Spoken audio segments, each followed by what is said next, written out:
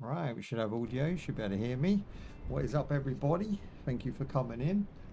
If I'm too big on the screen, let me know, because I don't want to take up too much of your screen real estate. But it's how we've been streaming all week, so until I edit these in like a month's time, I won't know. But yeah, we've got a bunch of playtests. We're coming in for the finale of the playtest now, which is really awesome. We're getting through them. So these are all unreleased, early access demos, early access playtests, just early access in general. A couple of these games have been given to me full time. Like we've had the Warframe, what's it called? Soulframe. We've had Soulframe access since day one. We've only played it twice, but we have full access to that whenever we want. So some of these games do run over, we can keep playing them. But I just try and get as many done as possible because so many devs, want us to look at their games, and I think everyone's deserving of an honest and fair trial as such for the upcoming games. Okay, cool. So today we're going to start with the Path into the Abyss, which sounds really cool. It's kind of like a horror theme. Yeah, I like the look of it. So I wanted to start with that one, and I've actually got 3 or 4 lined up depending on how we get on for time. All brand new games, all really awesome, and all hopefully show you something new that's coming of 2026 to 2027. Let's have a look what we got. So we've got the new Warhammer Survival demo. We've got, I'll shout these out once I've done the intro because there's plenty to get through here. Right, okay, so let's pop this, put it on pause. Cool. Right, guys, thank you for joining me. Does my light look off? Let me just adjust. I feel like my light is slightly off on my camera. Go to color. I think we need a little bit more color, maybe just that, and then drop the gamma. No, possibly not that. Trying to look at myself. It might be a lack of contrast, yeah, and then drop the overall brightness a bit. I think that's a bit better, slightly just toned in. Okay, cool. Sorry about that. Right, guys, thank you for joining me today. I sounded like a Muppet then. Right, guys, thank you for joining me today. Today we are checking out the Path into the Abyss. Brand new early access alpha demo, right? This game isn't scheduled until mid-2026, but we're hoping to delve into it today and show you what it's all about. Now, I have no idea if the game is good or bad, and I'm going to be judging it based on an alpha build, but we're not going to be rating it or scoring it until the full release. So we're just going to have a look at it on first impressions, good, bad, and ugly, and see what it's all about. So hopefully you enjoyed the video. Thank you for joining me today. Your time is valuable. Thank you for spending it with us. And we're doing the triple trouble today. So if you have watched this video to the end and you do enjoy it, check the links at the end of the description. Check the links in the description down below, and check the links at the end of the video, because there are another 2 or 3 parts to this video linked at the end. So 3 or 4 of these games we're grueling through today. So follow along the whole series with us. All brand new games for 2026 leading into 2027. So check us out, check the playlist. You can watch all of them back to back if you fancy in bed at night. Be really good for our watch time and really good for your education. That being said, let's just jump in. There we go. There's an intro in there somewhere. Right, this game's released 2 very positive reviews.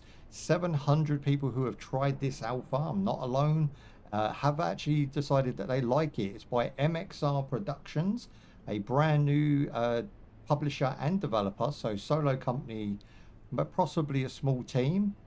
It says, The Path into the Abyss is a hardcore first-person survival shooter set in an open world taking place in Buenos Aires, I think that's pronounced. If I'm wrong, let me know.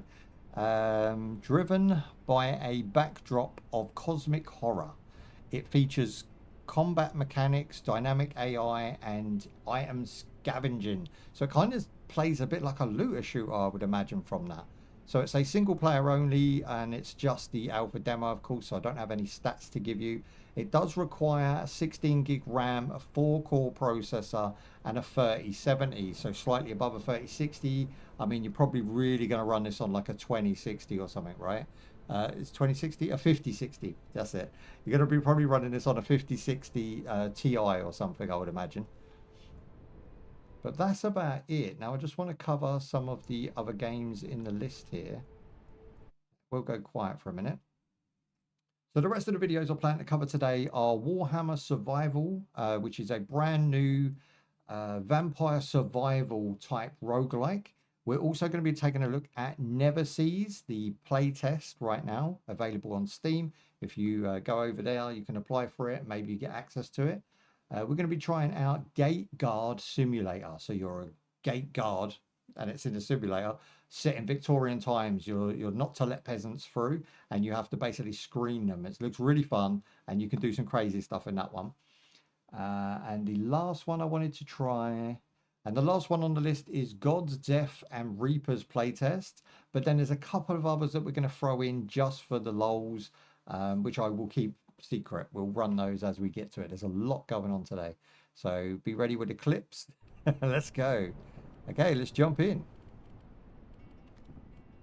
Okay, new game. So do we have controller support? It doesn't say on Steam whether the controller's active or not.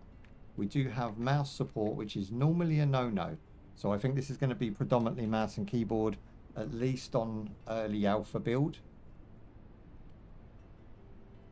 Play the main map, playground. So it looks like you've got some sort of like, yeah, you can tune mechanics eventually to your own likings and set up your own scenarios.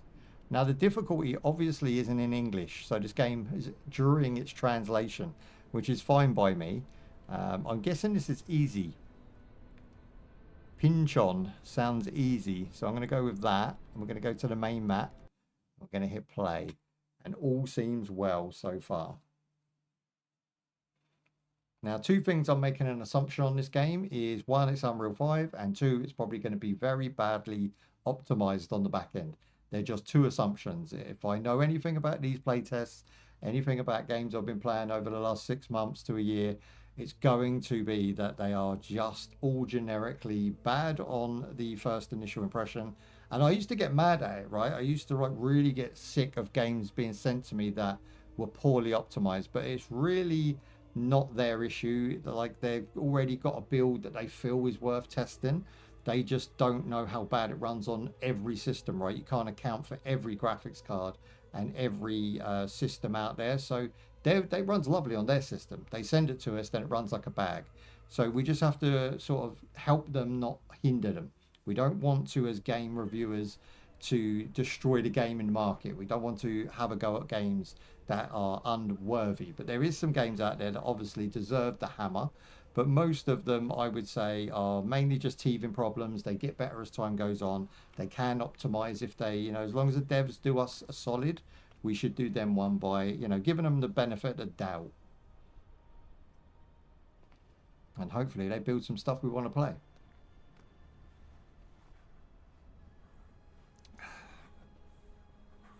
Okay, so far so good. The visual's pretty good, but this is just a cutscene.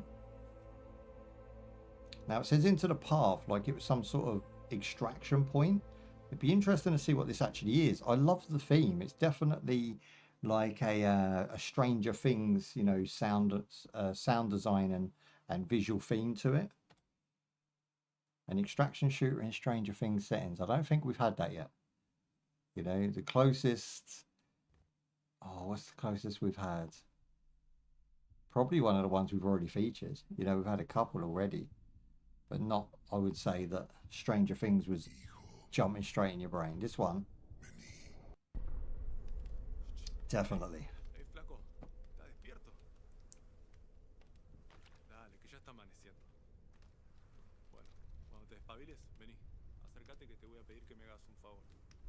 Okay, so we've got native speaking. Ooh, okay, very sensitive on the mouse there. Let's try and turn that down. I have a button on my mouse that I can adjust that with. There you go, it's better. Okay, we've got this guy here. Can I help? All this text needs to be blown up. It needs to be able to be sized by the player. Something I really dislike with games is when they just set a text. You play this on a 4K, 40-inch, 50-inch telly, and you're not going to see anything. It's going to be super tiny. Okay, so he just gave us a job, and it's come up in the top left, which is nice. I'm getting Stalker vibes. Like, I can kind of see why they would send me this. It does look and feel like Stalker, even down to the fact that the guy is sitting next to a little campfire there. It's awfully dark. Let's see if we can make it brighter, because nobody wants to see a game this dark. Brightness, brightness. Okay, that's a bad look. Lighting tone. Oh, here we go. Brighter. How bright is brighter? Not enough. Not even close to being enough. Afraid of the dark. Okay, that's a bit better, right? I like it like that. That's nice. I'll give you the option. Do you want to take the lead or do you want to follow me? Well, I'd like to follow you, but I'm hoping it's in English. There you go. The first option was for him to lead. This guy's going with us. Do we have any weapons? We do. What the hell is that? That's the Tumbera. So far, so good. The fog's nice. I like the atmosphere. It's dark. It's gritty. It's Stalker-esque. Yeah, I'm really liking this. Bit of me, this one, boys.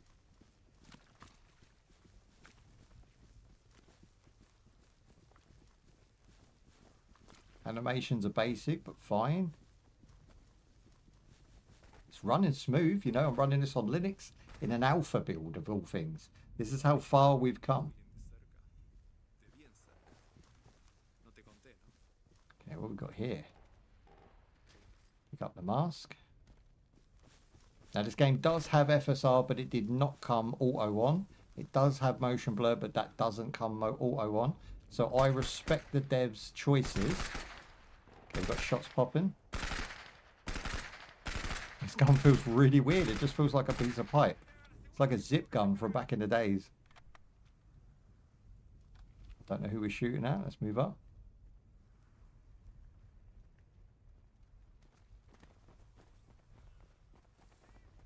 Okay, we can search cars. Okay, that's nice. Oh, I got... What is that? That's a big lanky dude. Oh! Dude. Oh. Okay, that was fun. Look at the reload. Proper zip gun, but huge.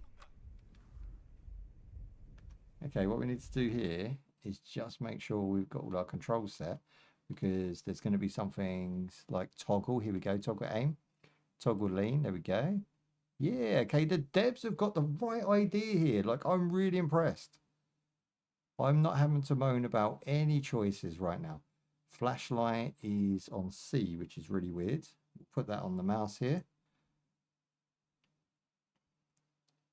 Toggle inventory with tab, reload on R, pretty basic stuff. Is there a PDA or a map? Quick saves on F5. Very much Stalker controls.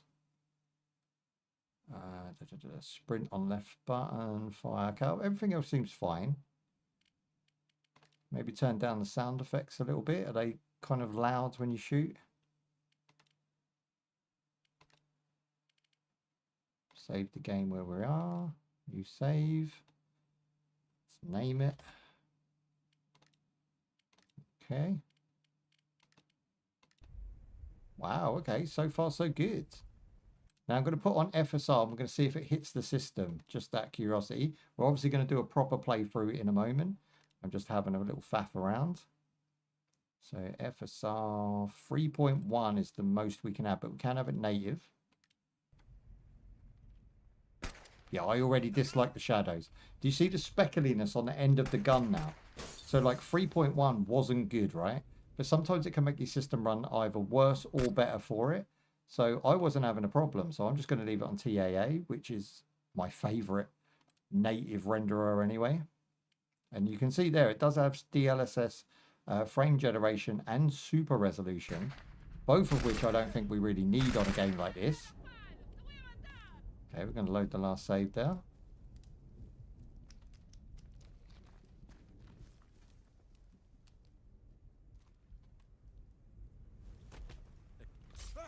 Whoa.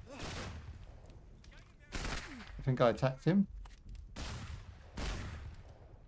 Oh, geez. Okay, messy. Why would you let me do that?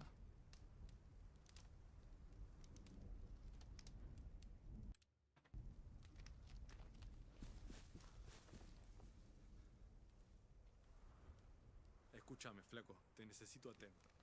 Cerca de acá hay unas casas que nos vendrían muy bien tomar para tener mejor peso en este Yeah, proyecto. can you just get on with it? Porque la verdad que no podemos Go, hacer tanto fool! por acá. Así que bueno, te voy a dar la opción de elegir. ¿Quieres ir al frente o me seguís a mí? Avísame cuando estés listo. Dale, vamos. Right, it's bounced. He even said bounce.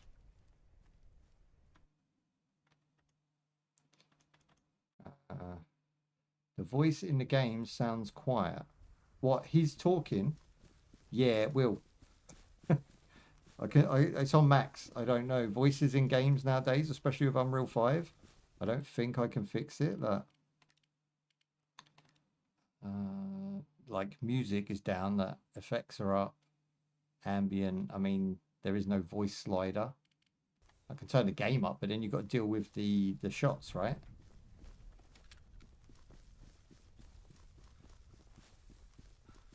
What's this place? We didn't investigate this last time. Let's have a look. Ooh, okay, straight away we've got stuff in the locker. How do we take all? Okay, no take all, but we do have double click.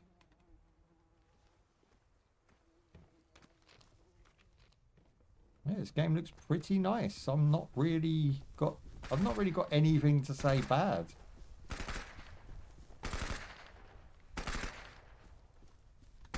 They're popping shots. Again, it's got that Unreal 5 sort of must about it, right? Everything is blended, grey, dull, none of the colours pop. That's just what we're dealing with lately with these games. But I think in this setting it actually works. It's kind of gritty. It feels like Stalker, it plays like Stalker. And I'm comparing it to the original Stalkers, right? Not Stalker 2, of course, which would be surpassing this game but in every aspect. But I would compare it to Stalker 1, and it does very much feel like a very polished mod.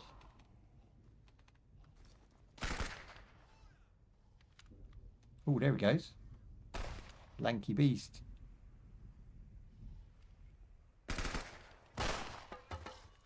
Damn. One-shotted. My men took him down for me. Okay. I had no idea this game on Steam looks like a female protagonist in like a once human setting. You know, that's why I mentioned about it being like Stranger Things, but really it's more like Stalker. Okay, this gun is atrocious.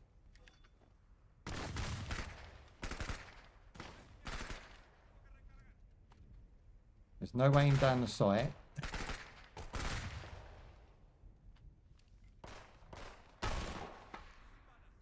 I mean, it's a shotgun, so it's pretty inaccurate. There you go, I got this guy. Jeez.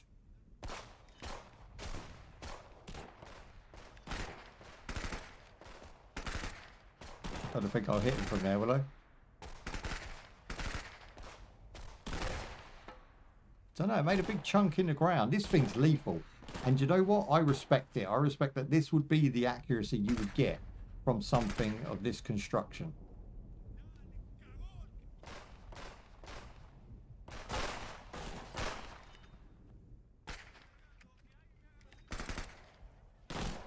Oh. I need to get out of here.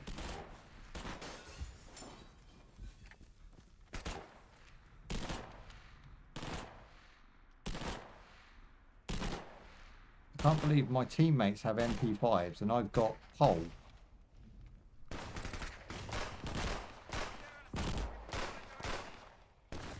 Is he an enemy? Is he a friend? She is no more. Yes, here we go. Okay, what can we take? She had a Mac 10. They're actually calling it Mac 10. Damn straight. We'll take her clip too. She had some sort of handgun. Different attachments. Okay, let's switch it out. Oh, I got a machine gun. Bring it. Look at the mess they've made. What? Missing weapon parts. What does that even mean?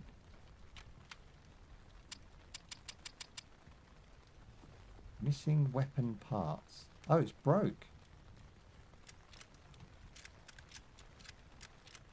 Okay, so those parts we took are actually, if you just want to remove a part of the gun, and your gun's okay, right? That's a nice feature. I like that. You don't see that very often. They've actually taken down my whole team.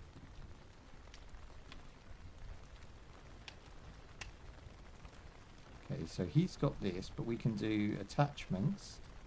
And then you can remove the parts of it to fix yours if a certain part breaks. I respect it. Okay, so in his backpack, which I didn't check with the woman, and he's also got a fanny pack and a headlamp, which we have as well. Okay, so he's done.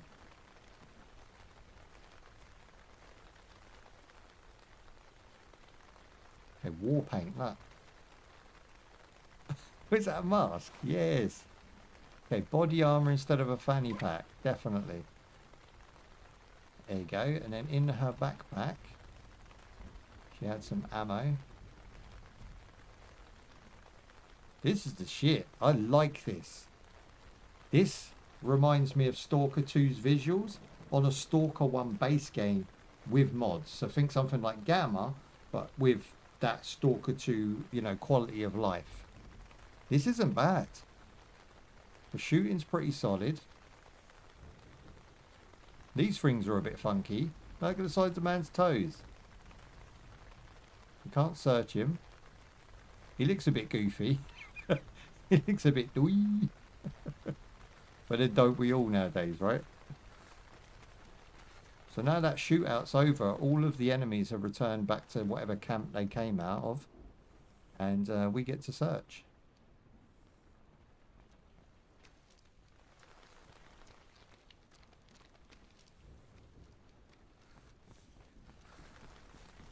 Okay, our waypoint's off to the left now. No idea where it's taken us.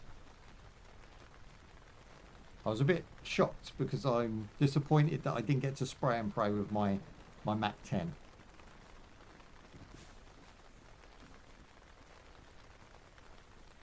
This is great. I really like this. How's the stream look? Is it, you know, not too pixelated? Again, if you want the best quality, watch on YouTube.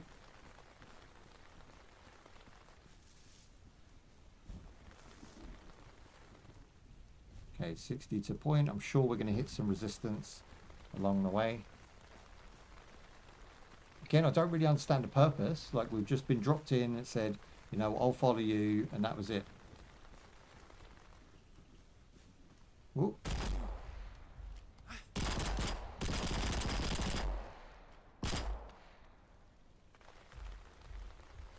I mean, he took a chunk out of me, and I don't know what I did. And we're dead.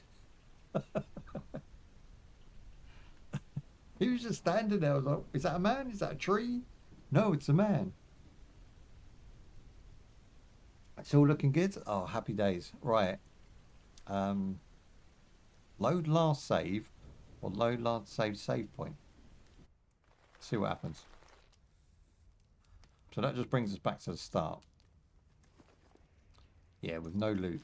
So can we load mine? And that puts back at the top there, but without the machine gun.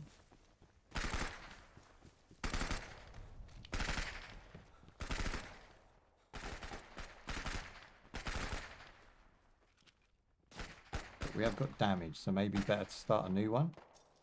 Got bandages there. Animation of the bandage. Heals over time. Hell yeah. Got shotgun shells and a lighter. And we've got this mask in our backpack.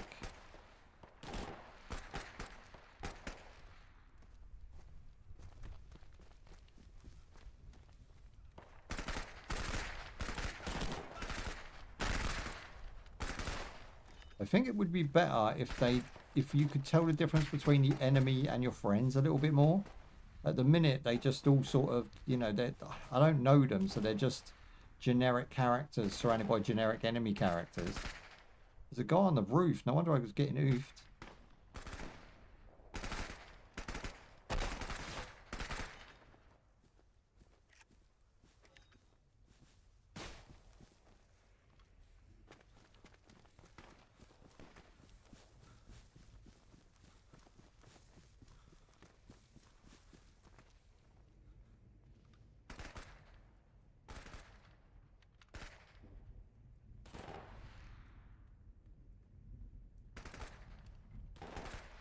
Is he down?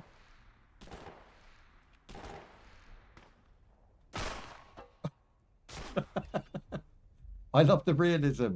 One shot can get you done in this game. So as soon as I did that, I knew I was in trouble. Poke him in the back. Yeah, I really like this game. I like the atmosphere. I like the realism. I like the aesthetic of it. I think the menus are just copied and pasted from any other looter shooter, and they just work, of course. This game has massive potential, especially in the Stalker and Call of Duty. You know, to get Call of Duties into Stalker, this would be a good bridge in between.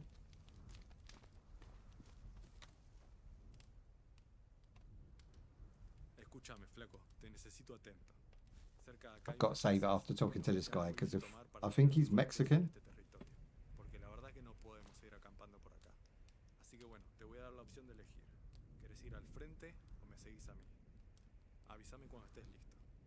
So we're only moving because we can't keep staying here in the camp. We have to move on, otherwise you're just going to get raided. So he's saying, like, do you want to lead, or do you want us to, you know, you to lead us? So we'll lead with him. He seems to know what he's doing. And I think that's just basic, like, how you start the game. I don't think you really have a choice in that. You know where you're going, just heading straight. That's it. Can we loot this? We can, of course you can, because this game's full of everything. There you go, loot the garbage, grab some pretty useful gear.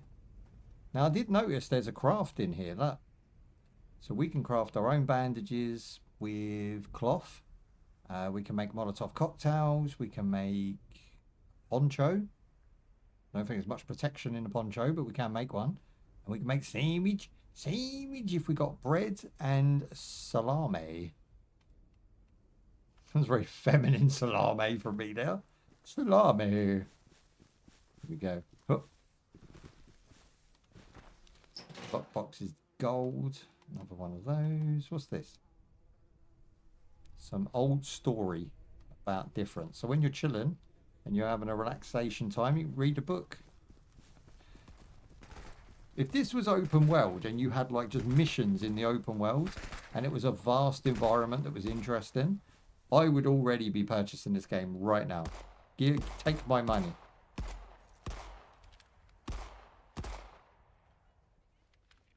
The idea is that we kill this monster and then we let them soldiers come forward. Whoa. Jeez. Surely you can't fit through this door.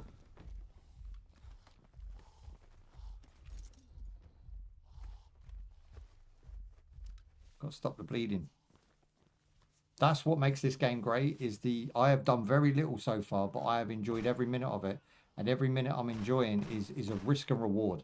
You know, I can get killed very easy in this game.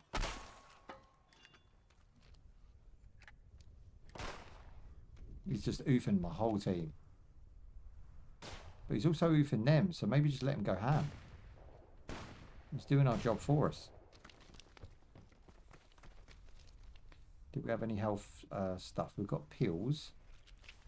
I appreciate this. This is something I've been modding Stalker myself on the back end with, trying to get as many animations as possible inside Stalker Anomaly. Because I think that's what lacks in the atmosphere with Stalker, is it just was before a time when we had these sorts of things. This game seems to have animated everything so far I've used. I don't know if it'll read the book. We can disassemble the book. There you go. Then we can split that into 2 equal piles. Nice. Just one click in as well.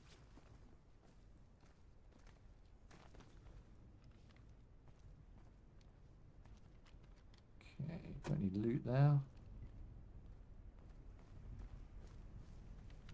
I need to basically loot the men that are down. Got my favourite gun. Perfect. Like the 45 by no means is a perfect weapon, but by Joe, it's a decent looking thing. Okay, so the vest has slots where you can put ammo, which would have been good when we had the Mac 10. Don't know if that's better than the one we've got. Okay. Now I'm looking for my other teammates that are down. Oh look, he's looting too.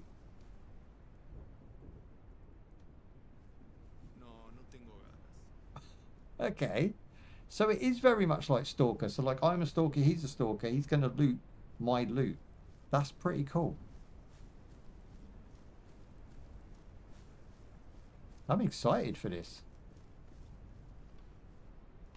Okay, that is a very jank gun there. We'll take it anyway. Nothing in the heavy backpack.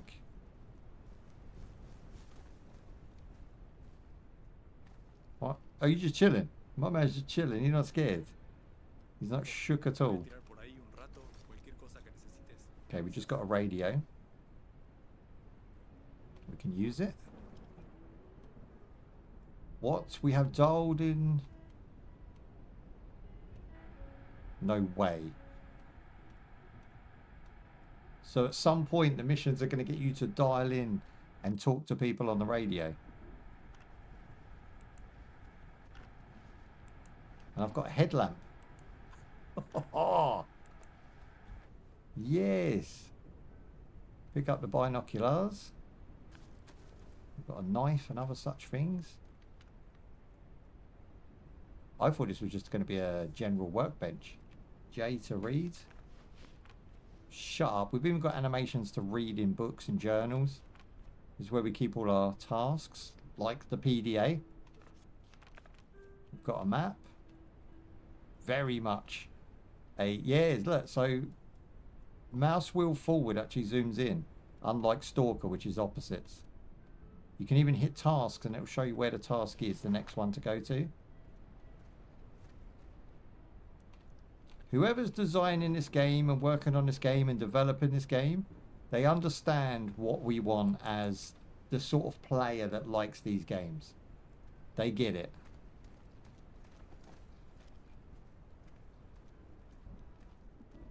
Okay, we've got any enemies in there? Looks pretty clear. There is someone sitting there.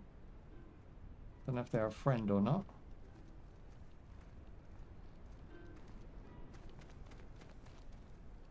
Okay, we've got a football. Did you see how it's spelled? A football. I want to play with it. Drop. Move. What in the world? Where has this game come from? Look at the lighting on the football. Look at the detail. Can I shoot it? No. So we can move objects around the environment. Let's put it on the car, for instance. There you go. It will physically roll off. Yeah. I'm really liking it.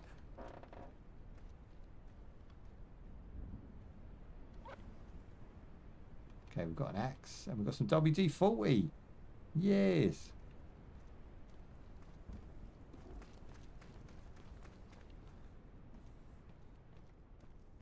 So far, so good. This game bangs. It's a cookie tin with Borat on it. We can open it. We can open the cookie tin and take out the contents. Where has this game been?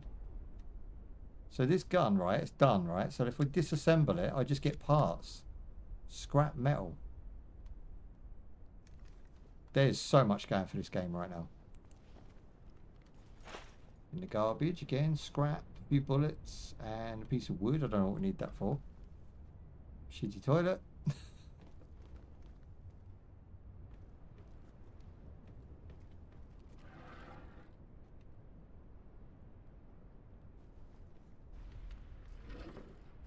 Doke. I am tempted to put this in next week's Stalker double bill. So we go from Stalker to this in a double stream. If anyone who fancies that, let me know, because I can do 2 hours of this, 2 hours of Stalker before the playtest ends. I had no idea this game existed.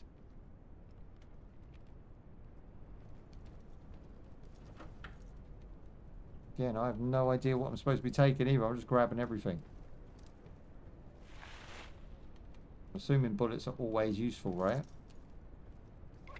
Take those, take the pills.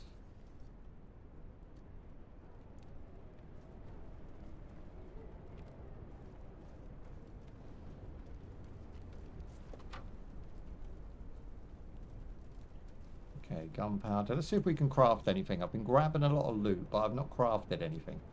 So we've got hot mate, we've got sandwich. There you go. We could craft the poncho. Don't know what use that is to us, but I've done it. And I need a bunch of other stuff to be able to make the Molotov cocktail there.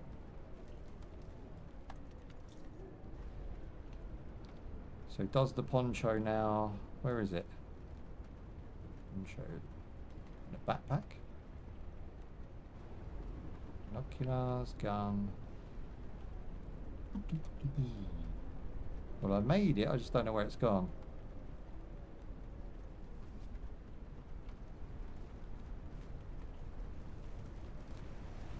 Oh, it's raining. That poncho would come in handy.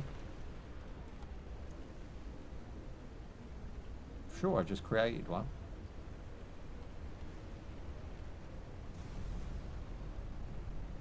Crafted item, homemade poncho, duct tape. Okay. Keep looking around to see if we can find some.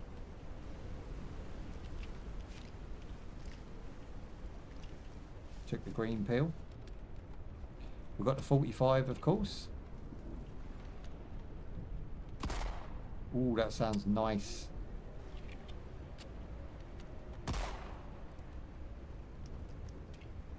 Do you know what's cool? If you unload it, it keeps one in the chamber.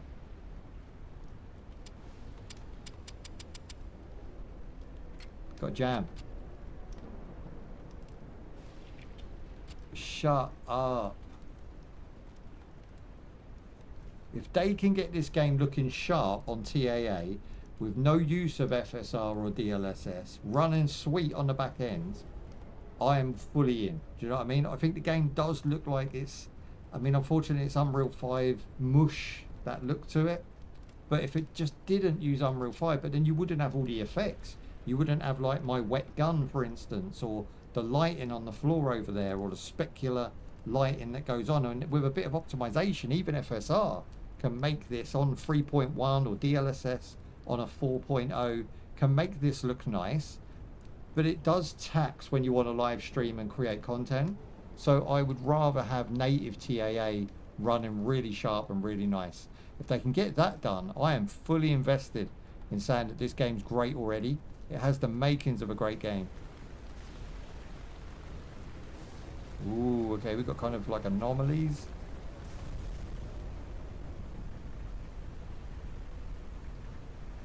What's this? So loot objectives, a piece of tuna, some salami, lettuce. He wants a sandwich. Task added. Okay. I think it might matter what you reply to these dudes as well. Our choices matter.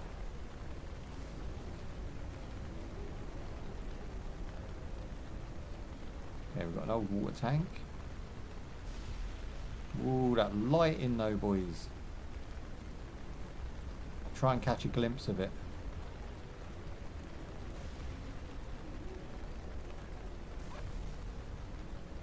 Got paper. I've got to stop taking knives and these, whatever these are. Empty cans. What is the point in that? Let's get rid of those.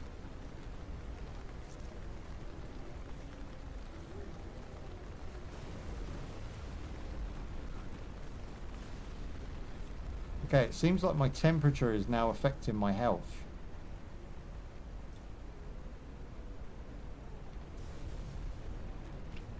Let's try and get healthed up a little bit then. That helped. What else do we have? Do we have some food? Another empty can. Can we make some bandage?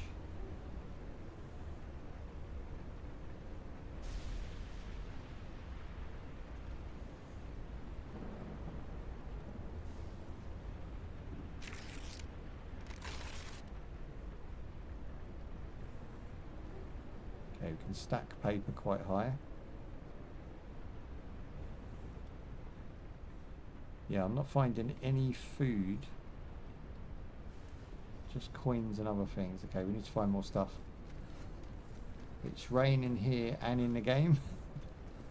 Well, there you go. Atmosphere. That is me poncho. It's on the floor. I wonder where it went. So maybe it's because we don't have enough room in our inventory. How do we fix this? This gun's broken. Needs to attachments. What's broken? So okay, so the pistol barrel's kind of shot to bits. So finding a new... This is a good way to do this as well. I find that some of those looter shooters, they're a little bit convoluted, like Tarkov for instance. Too many parts to a gun and too hard to find those parts. And some guns you never repair, right? Is he a bad guy or is he a good guy? Which one's which? That's a bad guy.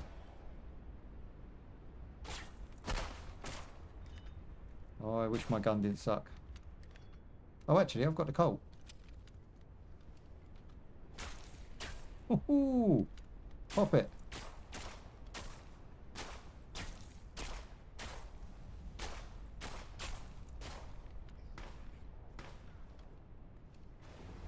Can't get close enough.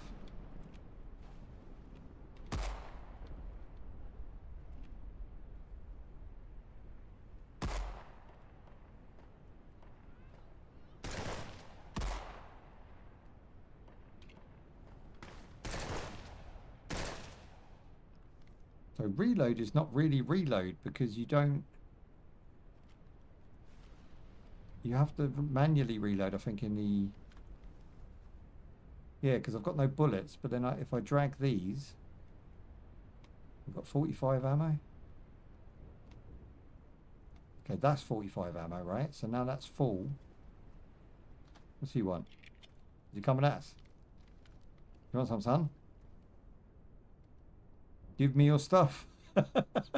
I can rob him. I'm sorry, my bad. Get the hell out of here. No, ni en pedo. Okay. So by not pointing the gun at him, he should just leave, right?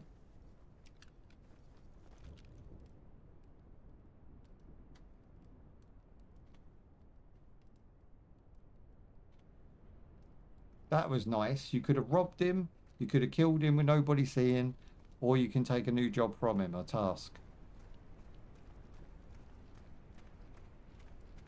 This game has a lot going for it. Okay, again, we need the barrel of a gun to fit our 45, so I'm wondering if this 9mm barrel... They're all knackered, that's the problem. It's TSR mag. It's got to be better than this piece right here, so let's get rid of that. And then we'll probably just take this one like a backup weapon.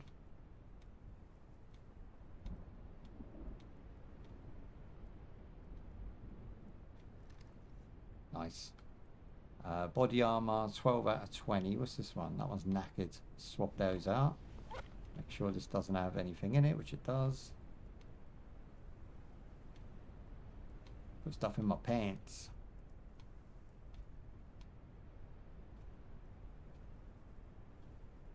Okay, cool beans. What they got? They got a jacket. That's probably better than what I'm wearing. 1 of 2, 1 of 2, 1 of 2. So medium damage. No armor to that.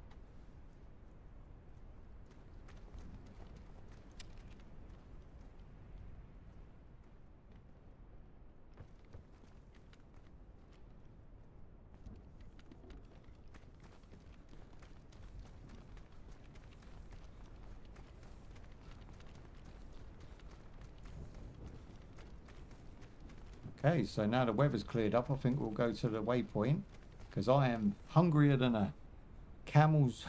I am very hungry.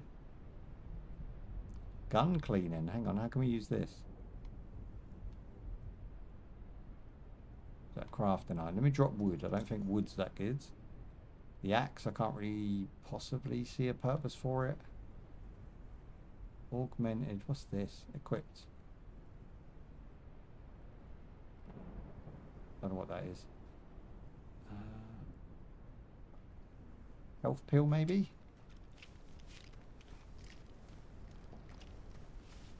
Doesn't really tell you what it does. Search the electrical box and we get more scraps. These have just got to be crafting items. And inside the tin, we seem to always get some of these fabric bobbins or threads.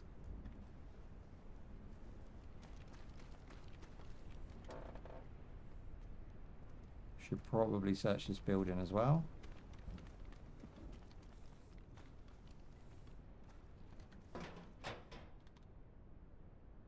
I'm starting to get like used to the items, recognizing the items. A lot of them are starting to come up the same now. So I'm a little bit more comfortable with what we're seeing.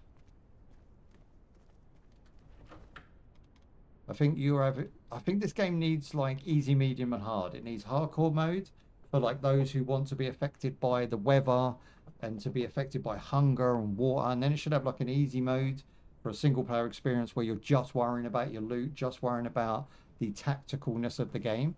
And I think as you go through, there's a lot of replayability because you'll be increasing the difficulty as you go. So like medium, for instance, you would require water and food, but not necessarily be affected by the environment. But then on hardcore, you would get less ammo, less loot. You'd have to raid everyone for everything that you really get that's good. And there's like most of the buildings are kind of derelict and empty. Then you would have the weather affecting you as well. You can't go out in the rain. You need to have a fire to keep warm. Like you make it more realistic in the hardcore mode. But I think easy just to get people playing. And then obviously have co-op easy so you can bring your friends in. Even that would just like be enough for me to say that this game bangs. I think the visuals are doing enough. I'd like them to be optimized, of course. But at the moment, it's in an alpha of all things. Like, this is early, right? So I just got myself a porn mag. It's called Naked and Popular. We're going to rip that to bits. That should give us some resources. Piece of paper and whatnot. A bit of cloth. So now if we go to crafting, we can make bandage. There you go. And we've almost got enough for a Molotov cocktail. So I'm going to go back and see if I can pick up my poncho, because I'm a little bit gutted we didn't wear that. And the weather in this place is just really bad. Is he a friend or no? I think he's a friend. He's like a stalker. There you go, there's poncho. And no space for him. You'd think you could just equip the poncho. How much space could I possibly need? Let's drop the axe for a minute and just see what we can do here.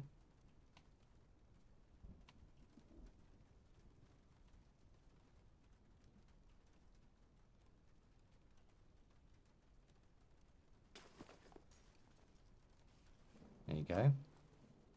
So, poncho, poncho, poncho. Where did you go? There it is. So we're going to equip that. Apparently it won't equip. Okay, that was a bit of a weird one. The poncho won't equip. Surely it just goes over, it should go over my clothes.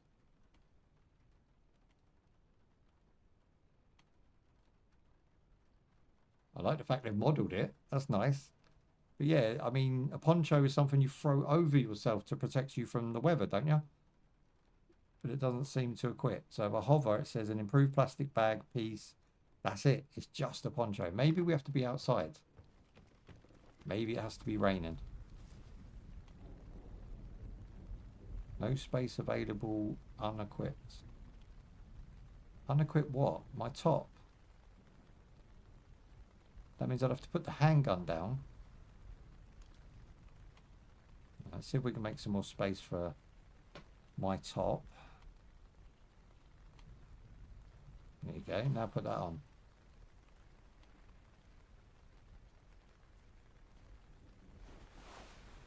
I am so confused where this poncho goes. Is it body armor?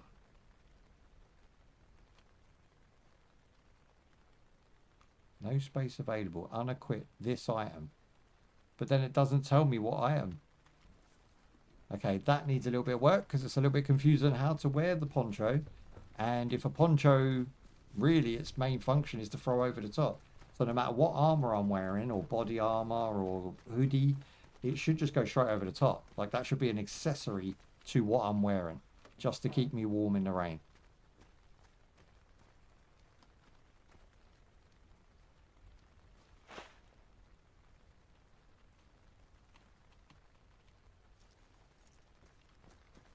I'm looking forward to seeing what we can do with our loot, i.e. sell it.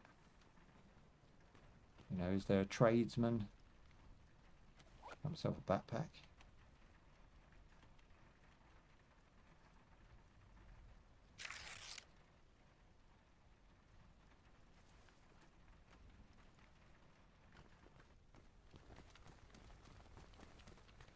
I've played this game for way too long already because I'm into it. Someone's popping shots and I've got bleed out. I've ducked down low. Bandage, bandage. There it is. I would quick key that. I think bandages, if you bleed out 90% of the time you're getting shot, you definitely need to quick key those. Oh, okay, bunch of dudes, bunch of dudes. Between a rock and a hard place.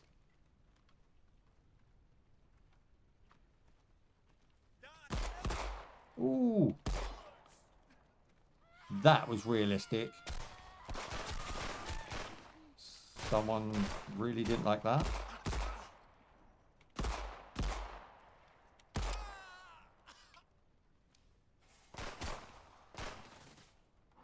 Okay, we need to put the 45 bullets into the clip and reload the clip. They should animate that. That should be something where you can, like, if you're out and you empty the clip, it should automatically just start popping them in. You know, if you don't want to do that, you just switch weapon, right? I'll take the 45 over that pipe gun any day of the week. Okay, the monster's pretty much dealt with them for me. Bullets have weight.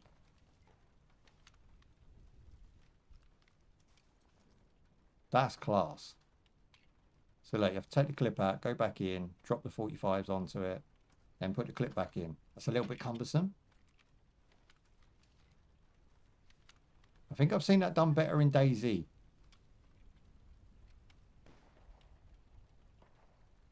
There's a guy behind that fire there, but I'm not sure if he's a friendly or not. In this scenario, I would say no.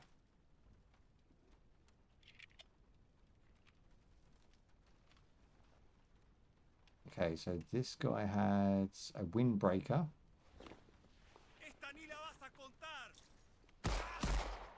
Why would you announce you coming around the corner? I don't know what he said, but he was like, hey, motherfuckers, just be quiet. Now I caught him slipping. Get myself even more loot. Okay, all the regular suspects are there. Can we take the barrel out of this? No, doesn't have any parts. Headlamp.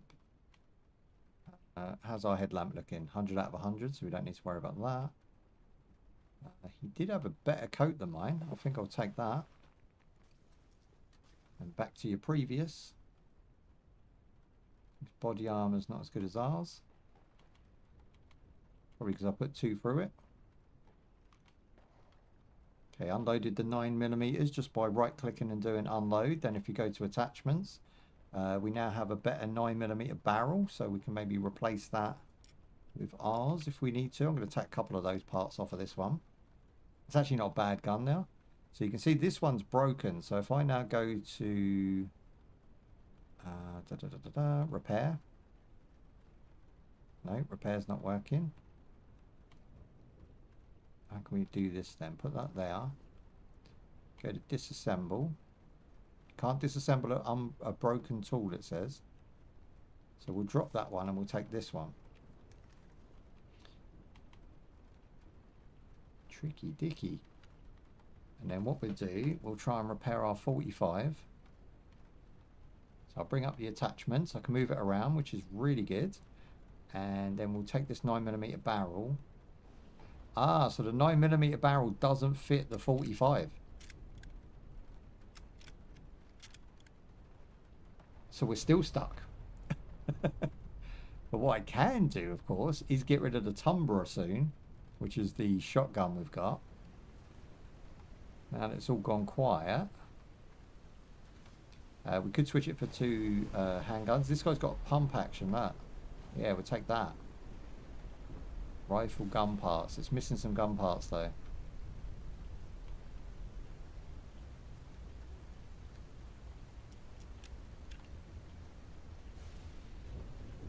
Repair. We'll take that. So this guy's rain mac doesn't cover us either. That's a bad mechanic. I don't like that. I think if you've got a rain mac or a poncho, you should be able to just throw it over the top of your clothes. It's kind of what they're designed for. Looking for any other soldiers that were downed. There's one now. Again, go to attachments, rob out the spare parts. That's not worth taking. Take the mag.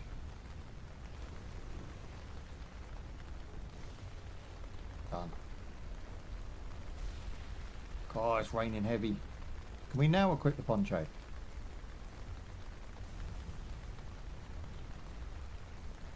Doesn't seem like it. I don't know if it has to be quick keyed. Maybe you have to put it in like your inventory or what. There's that lighting I was talking about, interrupting. But yeah, if you dragged it to like number 1 and you press number 1, then it puts the poncho on. I don't know if that's how they want to do it, but can't just vault. There we go.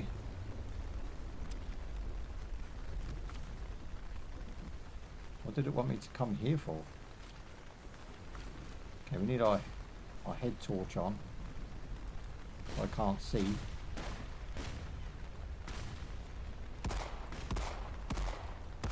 Being shot out from the window. Need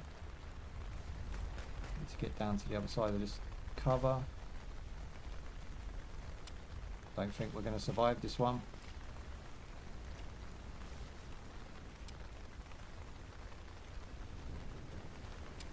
There's a bandage. This game's great. It's properly great. I'm really enjoying this.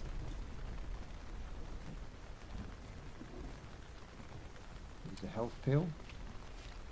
Trying to work out what these pills do. There's only 2 colours, red and green. I think green gives us health back.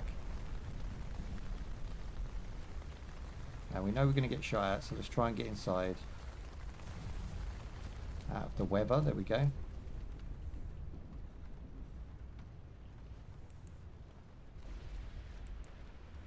So my light works, but it's flickering, it's damaged because we were shot at. Which makes it even more eerie.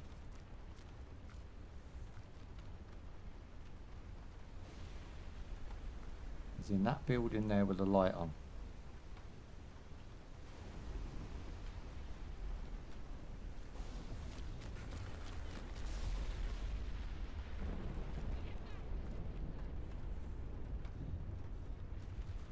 This building doesn't have much cover.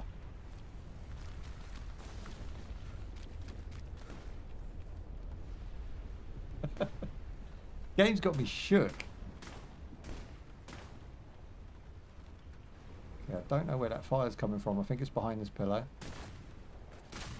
Or behind my head. Who knows? It was too dark to see. That's one problem this game has. On the brightest setting, the nights are still too dark. But other than that, and other than not really explaining anything at the beginning of the game, i.e. like what things do. Like they should just have a little menu that you can bring up for like quick reference. So it shows me what pills heal me, what pills give me better temperature, you know, what things I would need to know to get going. But the crafting menu is pretty basic, and most of the stuff you need to survive is in that crafting menu. But overall, it's pretty good. I'd love an English translation, of course, with some decent voice acting, but I can wait for that. The gameplay sells itself. This game is for me 100%. If you're a Stalker fan, if you like Stalker 2, if you've played Call of Duty and you fancy something new, this is the one for you, right? So it's like a looter shooter, extraction shooter, but without all of the pressure. It's more just about single player experience, Deadeye AI. They're pretty good and they're realistic. Like when I was taking them enemies down, they felt like they dropped the most realistic I've had since like a SWAT game, right? So like it's like SWAT mechanics. If I pop them in the leg, they stumble. If I pop them in the head, it's one shot. Like it definitely feels real, and I think that the overall Unreal 5 engine it still has its shortcomings, but this is implemented very well. It needs some optimization, it needs some sharpness, it needs some brightness. The game is just too damn dark. But other than that, it's a win from me. I think I'm really looking forward to this now. I'm going to play some more of the alpha test as long as they allow me to. I'll try and bring it for another video next week. So if you want to see that, definitely subscribe and like on this one, because I will try and bring you that next week with a Stalker double bill. And overall, I think it's just a game I'm really looking forward to, probably more so than anything like Tomb Raider or whatever else is coming. This is something that's niche, it's something that's unique, and something that just has feel. It has atmosphere, it has dynamics, and I like all of that. I like to feel like I'm in the game, and this game definitely manages to do that. It's a little bit clunky on the movements, but it's fine. You know, overall, it's a win. And that's what we want to see this year. We want to see wins, not losses. So thank you for joining me today, guys. Look after yourselves, look after your ma, and I'll see you in the next one. Bye-bye. There we go. Oh, that one was a beast. I like that. I played that way too long, though. Half two. So we've got 3 more to get through that we must, and then anything else is a bonus. But I doubt we'll get to see too many of those. We're going to go for the Warhammer now because it's nice and easy. The Warhammer is basically Vampire Survivors, but with Warhammer characters. So that should be cool. I'll get you a picture as soon as I can. Oh, it's already popped up. Nice. I don't have to do anything. But I will lock it in for you just to make sure. Do you know this game's not even like... It's not even shameless in what it's doing. It's called Warhammer Survivors. So I'm going to have to make that comparison. Okay, here we go. Bosh, bosh, bosh. Now, this should have controller support. Fingers crossed. No way, straight away. Okay, cool. On an early release. No options, though. Okay, we'll just leave this screen up and then we'll do the intro that way. Let's bring up the Steam page. I want to appreciate those who have managed to stick with us up to now. We've got plenty of games to show you, so definitely stick around for seeing some new stuff. Okay, cool. Ready to go. Right, guys, thank you for joining me today. Again, we are part 2 of a triple trouble right now. So we're covering the Warhammer Survivors, which is a brand new demo that has been released for you guys to try out if you go over to Steam and apply for it now. It's basically Vampire Survivors, and it is very unshamingly saying that it's called, titling itself Warhammer Survivors. So it's essentially the same game, but with Warhammer characters, setting, and all of that 40,000 goodness. So I'm really looking forward to this. You know I love the bit of 40,000 on the channel, and MMO Change will be covering all of the Warhammer games over the next year or so. So if you like Warhammer, this is the place to be for live and rerun Warhammer action. That being said, let's just jump into it. Right, so Warhammer Survivors, it says become an embodiment of bullet hell hang on, become the embodiment of bullet hell in the Warhammer 40,000 series. I mean, they are really targeting 40,000 right now. Not only did we have Space Marine 2, of course, but we have had like the Mechanicus 2, you know, Mechanicus 2 hit, and we've had a couple of other games announced, like the retro Doom style first person shooter, which the name escapes me, but that's also set in the 40,000 as well. So they're really pushing 40,000 games this year, which I'm absolutely loving and soaking up like a Warhammer monster. Oh, and we had the racing game. We had the racing combat car simulator shooter over on Steam as well, which is a very good game. I think it's available on consoles now, but I haven't checked in on it. So it's Age of Sigma universe. Collect and evolve iconic weapons and destroy endless swarms of enemies. That's it. That is what it is. It's a roguelike for those who don't know. It's due for mid-2026 to end of. And it's going to come out at a budget price. This is going to be sort of a $15, $20 game tops. I don't even think they'll go for that. I think they'll hit the $10 mark and they'll just get win after win after win. So it's single player, Steam achievements, cloud saving, controller support out the gate. Obviously, it works on Linux and the deck. And that is all you need to know about this awesomeness that we're about to go into. Right, so I'm going to be using the 8-bit DOE controller for those who are curious. And we're just going to hit go. No messing around with options or settings on this one. Ooh. Okay, maybe we will, because it doesn't seem to have my favorite auto attack. Let's have a look. And the music's kind of pumping. I like that music. Listen. If you want the game louder, let me know. This is quite a quiet one. Flashing effects. Where's controls?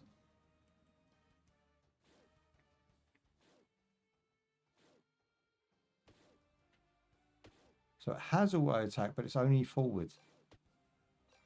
Okay, that feels really weird. Fair enough. Okay, we need to increase the volume. Very quiet, is it? It's as loud as it will go.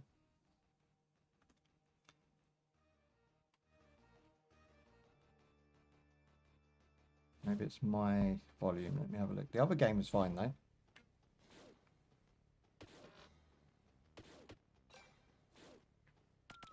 Ooh, filth. Do you know what it feels like? It kind of... I thought it was just going to be a straight Vampire Survivor clone. It's not. It feels like a SNES game, you know? It feels that era, like Mega Drives, Genesis, whatever you want to call it. It feels like that era. All the sound effects and everything are just so retro. I love it. We're going with the bolt gun, of course. Now we can shoot in 2 directions. It doesn't seem like I have any control over the direction that I'm shooting right now.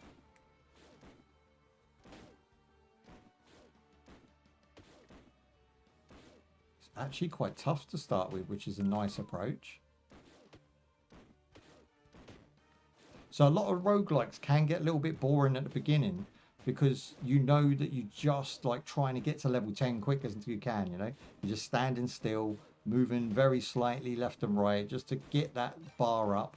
And then when you start getting in bigger waves of enemies, that's when you make the more coin. And therefore, that's when you start getting the cool abilities. But this game's not really starting like that. It's starting like they will kill you if you just stand still. So you have to actually strategically play as soon as you start every time. And the fact we can only hit forward just makes it even more intricate in the way that we're playing and forcing us to pay attention. Which is good because the other ones will get boring. Now I'm looking for dodge, of course. Every game should come with a dodge, but this one does not. These little dudes behind me are starting to close in. Ooh.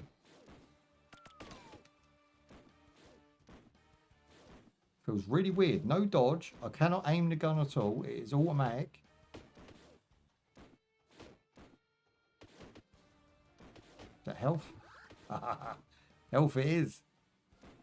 So we'll head towards the question marks, which are your unlocks.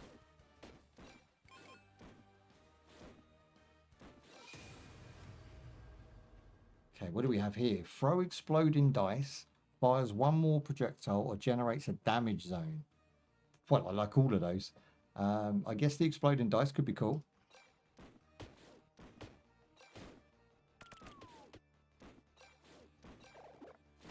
There goes the exploding dice.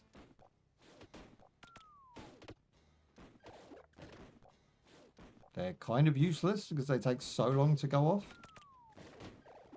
Wow, okay, this game is tough. This is like baseline, you know, normal difficulty, but damn.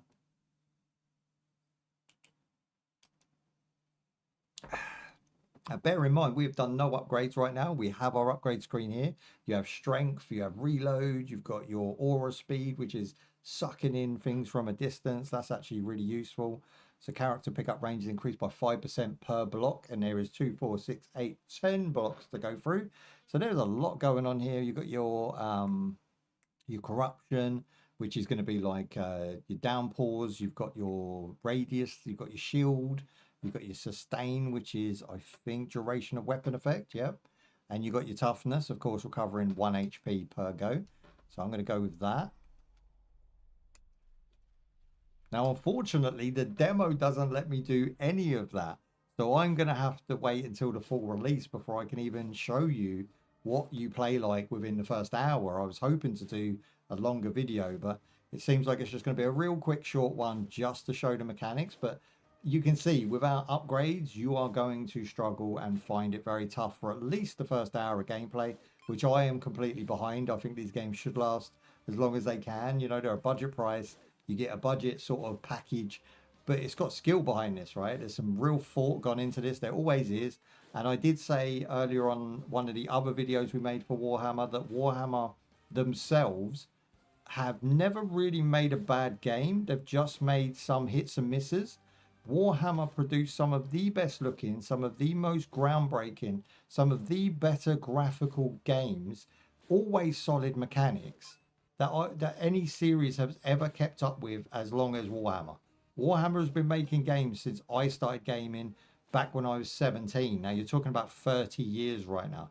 So they have constantly been learning, evolving and creating bangers as far as I'm concerned. There's not really you might not like some of them, but they're still bangers. Like you can't deny the fact that people do like the ones you don't like. So they always make for their market audience. And I think they cover a wide range of basically everybody. There's a game for everybody in the Warhammer universe. Or universes. It's not one universe. So yeah, in the universes. I mean, 40,000 just happens to be my flavor and most people's flavor. But the rest of the universes are pretty cool too. I think what it is with the 40,000 is it's easy to follow. You know, Space Marines are very easy to just see and distinguish. Red ones, blue ones, white ones, you know what they are. You know who the generals are. If they've got a flag on their back, then they're probably pretty important. It's very easy just to distinguish what's going on. Any monster, you know, we must kill it. Absolutely destroy any alien or monster on the screen. Who needs a reason? Okay, I'm going to have to rack up some points because they're just chasing me. Fires one more projectile. So now we hit in the front and the back with our bladed sword. It's a shame he's got no animations. It feels a bit weird. It feels a little bit unfinished. I would rather that be like a swipe that hits for that distance rather than it be just this random sword that comes out of my ass.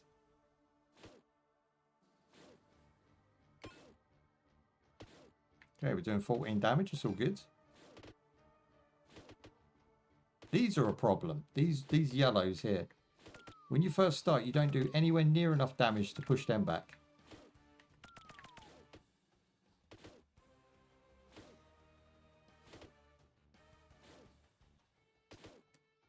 And not having a dash really feels like I'm doing nothing. You know, I'm just literally using the left stick. That's not really great. I would like more buttons and more things to do. Like there, for instance, a dash move would have kept me alive for a little bit longer. It wouldn't have made the game much easier. And I don't know why they haven't included it. So we've got enhancements, which they won't let us play with. Objectives. And the universe. So what's this one? So, okay, that's cool. So they're going to be able to sell you DLC packs with different universes. They're giving you 40,000, which is probably the best place to go for sales. But we've also got the Sigma, I think it's pronounced. Let's give that one a go. So it basically will be the same game, but in a different setting with a different hero. And you'll have different abilities from that hero. Yeah, this already. So this reminds me, isn't this Vermintide? So I think this is the Vermintide universe, 1 and 2, pushed into a roguelike, which is really cool. No one asked for it, but everybody wants it, right? Very clued up, the companies, I tell you. Warhammer are very clued up. Again, collecting coins is for upgrades later on. Kind of pointless to us right now because they don't allow any upgrades. Fires one more projectile. Let's do that. I've got range now, boys. Yeah, this is way better. The Space Marine actually sucked in comparison.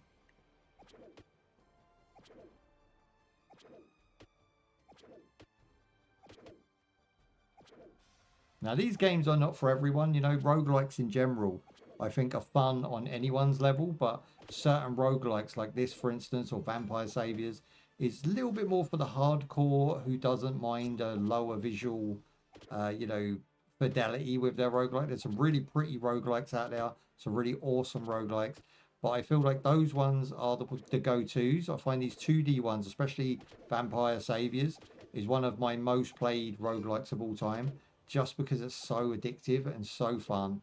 And it runs on a potato. You know, you never have to worry about this not running on anything you try to run it on. Whoa, there's a rat's going ham.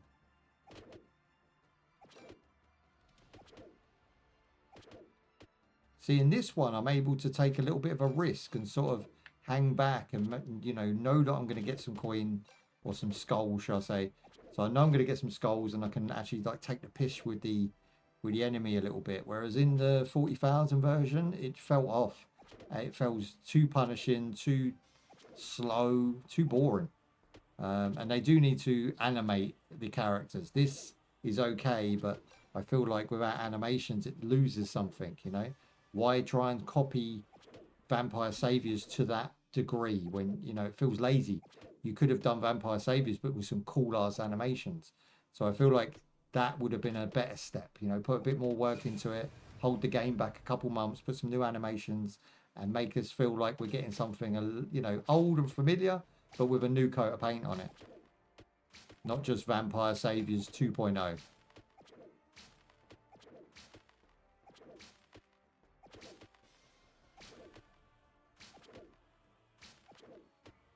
We've got some stronger enemies coming in.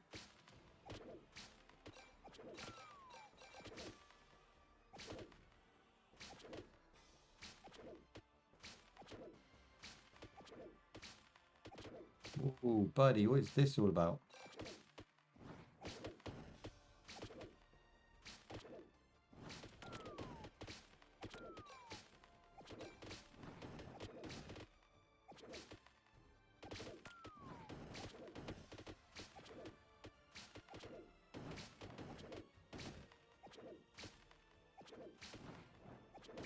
I go left and I'm going to turn round. Let's try and hold them back a bit.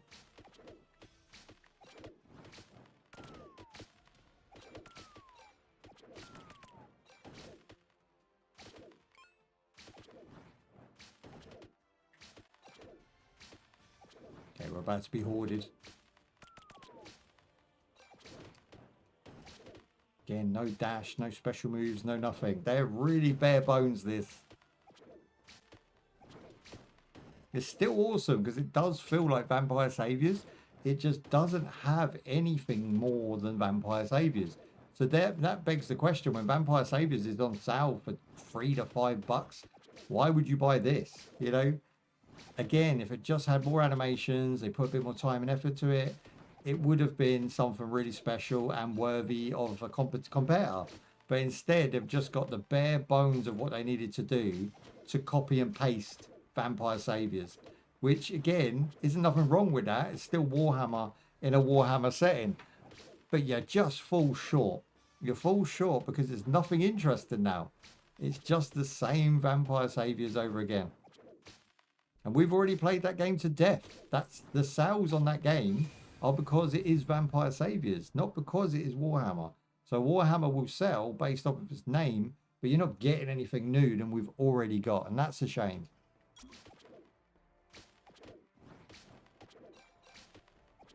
I'll tell you something they've done really well with this one is the need for the skulls. The skulls are kind of rare. When you do get them, you will take a hit to pick them up. So I think that's really good that they've got that kind of risk and rewards, because you don't kill the enemy so quick and you don't just spam a load of random attacks very quickly. This game is not built around hype. It's more built around time consuming, leveling up your character, XP growth, if you like, rather than being just stand still for a couple of levels, then go and walk around in a circle for a couple of levels, and then finally you've got like your OP techniques that you're used to, and then you can just fight hordes and hordes until you die. This one has a different progression system where it's like, no, you need to die and you need to take what you've earned back to camp, and you need to level up at least 1 or 2 points in everything to even be able to do that in this game. You know, you can't just start how you do in Vampire Saviors, which is nice. You know, it's more sort of time consuming. You're going to get more value for your money in the early game, but it's just not fun enough. Again, it's just falling short because there's nothing new here. I'd just rather play Vampire Saviors personally. And this is just a play test. I won't be rating the game today. I'm going to wait for the full release because they could be planning that. Things can change, of course. So for me, it's okay. And I'm very versed with these games. I've played probably around 40 different roguelikes. And I know what I like and I dislike. And I know what clicks and doesn't click. And this is fine. I do like this game. I just wouldn't play it over Vampire Saviors because there's nothing really new here. You know, it's a change of scene. It's a slower pace. It's probably a better grind, but that's it. And for whatever dollars they want for it when it comes out, I damn sure can guarantee it's £2. It's going to be $2 too much because we've already got it and it's nothing new. Again, a few animations, a few more sound effects, a few more character personalizations would have been the win for this, you know, customizable outfits, some sort of like special effects around you when you pick up different things, when you act in a different way. The fact we don't even have a dash is very weird to me. Maybe we unlock it later. It just reeks of laziness at the moment. But again, I can only experience what the demo is allowing me to, and that is very little. So take from that what you want.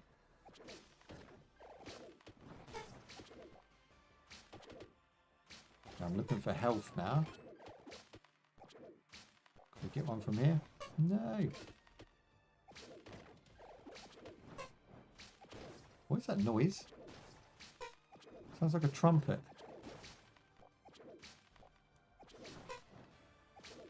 It should have louder sound effects. Yes, again, I've got this game almost maxed out and you can barely hear it because the sound bars in the game are very low.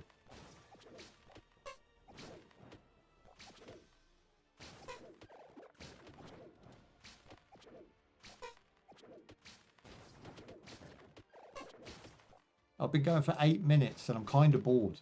That's only on my second game. I'm just going to oof myself to say I'm done. There's not much there, and what is there isn't really worth seeing, unfortunately. It's cool to see your favourite characters, your favourite SKUs of Warhammer, and again, they're going to be able to sell us DLC and stuff, but who the hell is going to want to buy it when it is just a generic copy of Vampire Survivors? That is what it is. Again, if they just took more time, gave it more bells and whistles, sprinkles and sparkles, and awesomeness, it would be awesome. But instead, it just is. So if you haven't played Vampire Saviors, then you may pick this up and enjoy yourself. But even if you do, the next recommendation that Steam is going to give you, or your friends, or your internet co-hosts for your favorite show, is going to be try Vampire Saviors and do yourself a favor, because it is better than this. So unfortunately, even with the upgrade system, even with everything that we're seeing on offer here, yes, it's bare bones. Yes, they could have loads of things up their sleeves, of course, but I can't trust that or rely on it. I think for a demo, it's very lackluster. And I think for a game, it's very much playing it safe. And we don't want safe. We want it pizzazz. We want amazement. And unfortunately, that game didn't deliver on the playtest for me. So yeah, if you've got Vampire Saviors, give this one a miss. But if you don't have Vampire Saviors, you never played it, then play this because it's a good starter game. It does have some awesome features. You know, the skulls feel very valuable in the game compared to like the green diamonds from Vampire Savior. And your progression feels rewarded in the fact that you're going to be able to level up with those coins and they are plentiful.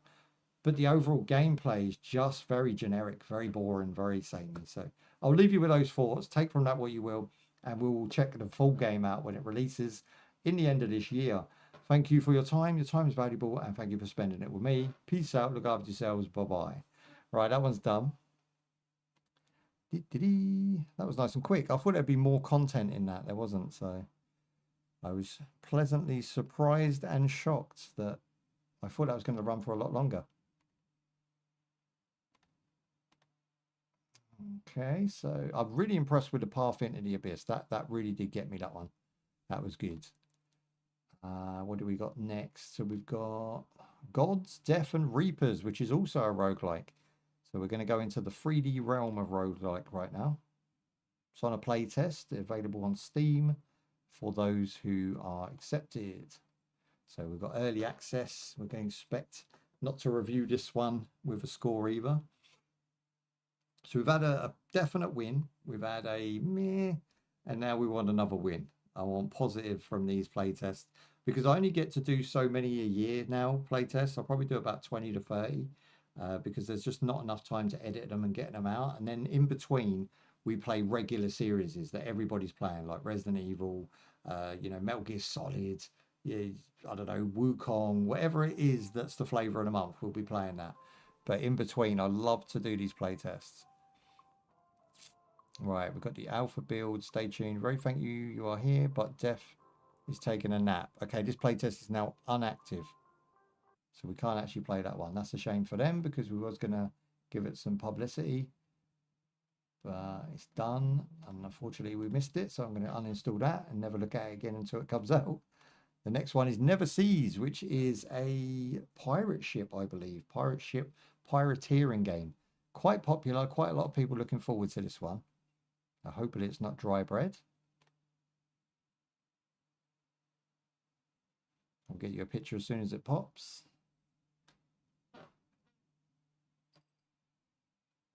Cheese be drippy, bro. You just wanted to say something, didn't you? You just wanted to comment. Cheese be drippy, bro.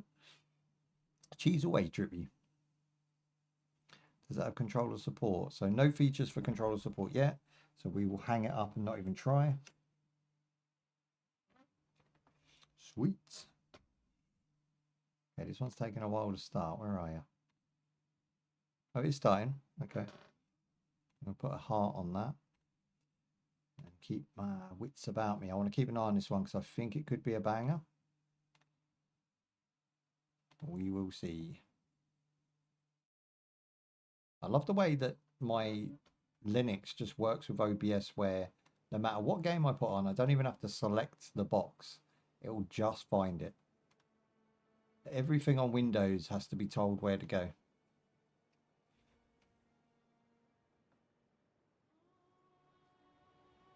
Alright, this one's pretty. You'll probably like this one. Okay, I'm just going to turn it down a fraction so we do the intro, and then if you want it turned up, just give me a shout out. Oh. Right, guys, thank you for joining me today. Today we are checking out Never Seas. Now, I want to shout out the Never Seas crew for letting us know about the playtest, and I want to thank our key mailer for hitting us up with the info.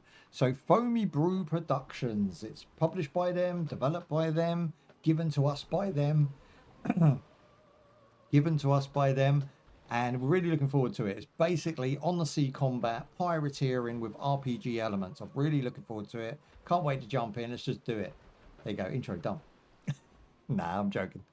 So it's a tactical action RPG with, hang on, in an open sea world.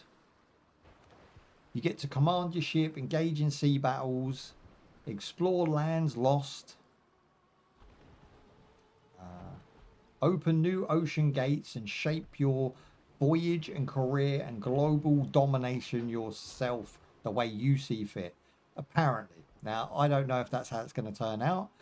You get to have a crew, of course, and you get to go swashbuckling with your friends. It has online single player, co-op, PvP, and online co-op with your friends. And it works on Linux, and it's going to obviously work on the deck. Now, it will have possible controller support at some point, but it doesn't boast that right now on the early playtest. It requires a RTX 3060 or above.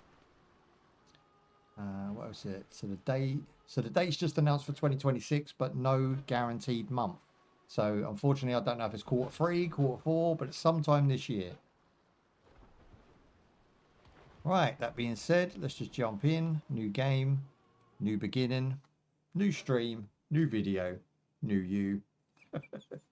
So it's in pre-alpha stage right now. So I expect bugs, I expect glitches, I expect bad voice acting, and unoptimized bullshittery. But we're not going to judge you on that. We're just going to judge it. Is the game fun, right? This is they should have a working fun build if that is what they are planning to do and sell. We can actually demonstrate on it. Now, it is a female protagonist without character. What can I speak? Character creation. Yeah, so character creation. So unfortunately, you have to play as this lady here, but she's pretty generic and pretty, which is good. We don't want ugly bitches in our game. You've seen God of War and countless others. I mean, I went through IGN the other day and I was scrolling, and it took me 5 pages of scrolling to just find a trailer of something that looked reasonably good looking, as in its aesthetic of the game, and something that I would actually play.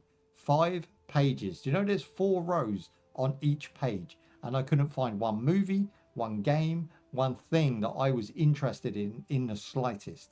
That's mad, because IGN is the go-to trailer place for new content.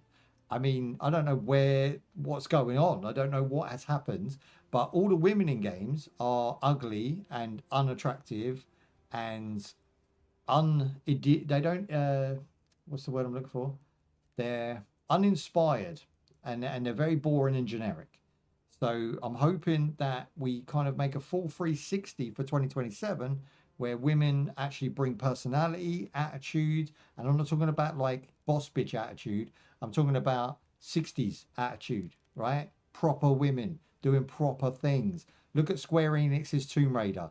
That by far is going to be way more likable than the new Tomb Raider character. Personally, I already feel it in my bones. She is going to be obnoxious and annoying in the cutscenes because they're already painting her as a boss bitch. The way she sits, the way she talks, but her actual femininity is on point. It's great. You know, we're going to love to swing around as her and climb and shoot and jump and swim, but we're not going to want to listen to her talk, unfortunately. I think it's just going to be one of those. So I'm probably just going to go back and play the Square Enix ones personally, but we'll see. You know, maybe you guys can hit me up and let me know what your thoughts on the new Tomb Raider are. But for now, she looks pretty good. I'm happy with this character here. So let's have a look. So we've got Speak to the Stranger as our first task. Let's see if we can make the text any bigger. Now, again, it is in alpha, so I'm not expecting many options here at all. Graphics are set to high all the way through. Frames per second is capped at 60 with VSync on. I love that. Motion blur is off by default. Great. Sound effects all look pretty balanced. Yeah, so no options to change screen. Yeah. Okay, I was expecting that. It's alpha, right? So we can't make the text any bigger, unfortunately. It's quite small. But overall, it looks pretty nice. It does have... Although motion blur's off, that does look like it's got some sort of weird anti-aliasing motion blur happening. I'll try and tidy it up for you guys if I can. So we can... Oh, we got Ultra. Okay, we got Ultra. So let's do Ultra, Effects Ultra... What else we got? Post processing, Ultra. These are the things that clear it up. Shading, I guess that's okay to have that. Now, if it runs the system slow, let me know, because it is alpha again. And that did nothing towards making any of the two issues I just said any better. So yeah, the anti-aliasing on the hair is atrocious. It definitely has... See, they try and trick you, these games, right? They have forced FSR, forced DLSS, forced motion blur. And then in the options, they say, it's off. It's not. I can tell it's not, because of the way we've got specular highlights. Games never looked this shit back before Unreal 5. 2013 to 2018, the games were what you got. What you got in the package was what you had. Now, you get a really nice screenshot, really nice trailer, and then you buy the game and you realize that to run that game how it looked in there, you need a $2,000 PC with all of the technology switched on at all times. Now, for content creation, that sucks because we're recording, we're live streaming, we're using other resources. For you at home, it sucks because you might not have the money for a high-end PC. A 3060 to run this game is what it requires, but it's not going to look good. It don't look good now. So it's damn sure not going to look good on a 3060. So that's just a little bit of a problem with these new games, but we'll digress and we'll crack on. Of course, I'm very much zoomed in, but I would expect that to be a plus, not a minus. So her hair does look crusty, but if you zoom out a bit, you can't really tell. But then she does have that speckly edge. You see that? That's FSR or something running in the background. That is not a natural TAA render now. And it does aggravate me because it's like, don't lie, just give us what we've got. Do you know what I mean? Let us pick. So everything's on high to ultra. This is the maxed out you would ever expect to run this game. And to be honest, it doesn't look any different if I put ultra to high and then hit apply. You can see there's barely any loading when you hit apply. It makes no difference. And the faster I spin, the worse this game will look. Because it is just that generic, horrible graphics that they have no talent behind the scenes to optimize or get running very well. But whatever. Moan over. I digress. Okay, so we've got pretty decent animations on her. She's got a nice little side shimmy there. No effect to the sand whatsoever, and not really impacting on the environment at all. It's just a flat plane with some objects bolted on the floor there. I don't know what's going on here. I mean, what nutter thought that was a good idea? The fire has some sort of like sprinkles and sparkles coming off it for no reason. It could be just to let us know where the save point is, but I doubt it.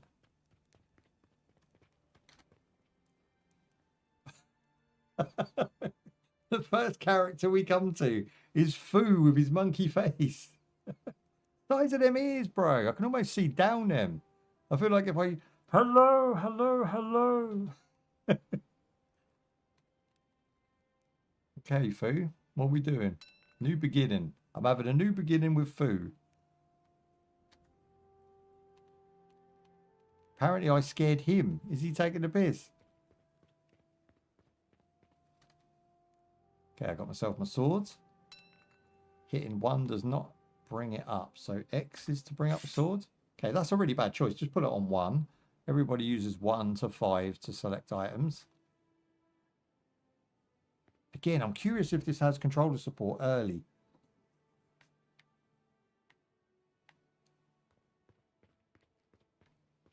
It does. It has pretty good controller support. Oh, I've just used the health pack. Dodge.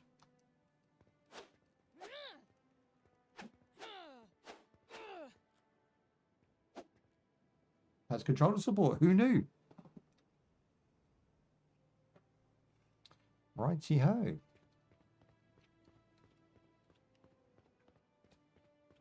Find Billum. Billum? Is that a person? Is that a place?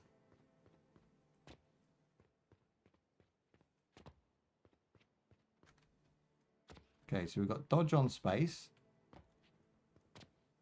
Again, you can see motion blur. Like, why they would say that motion blur is off when you can blatantly see it in action. And I know why they do this, because if you are allowed to turn off these technologies, you find that your game runs at 14 frames a second, but looks like a game from PS2. That, unfortunately, is the curse that we have when we buy video games nowadays.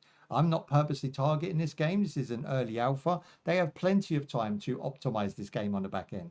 But you'll find that this game runs like a turd on release on early access because they just don't have the talent or skill to build a good engine.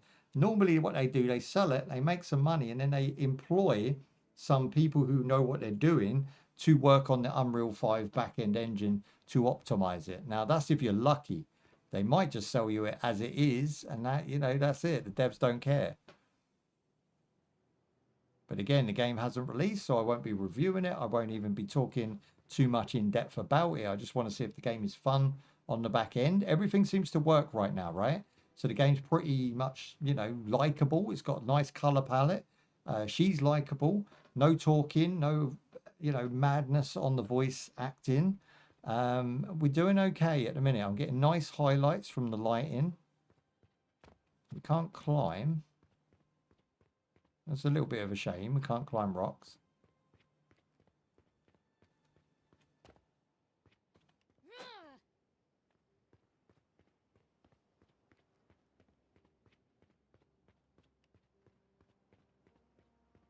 Do we have a map?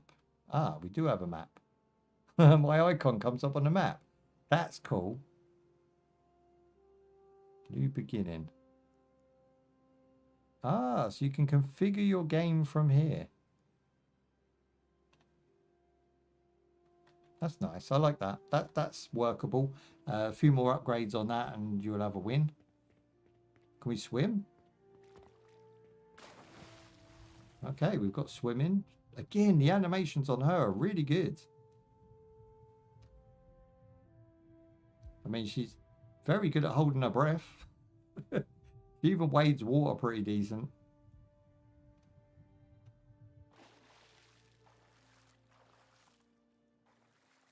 I'm not sure about her front crawl. That could do with a bit of work.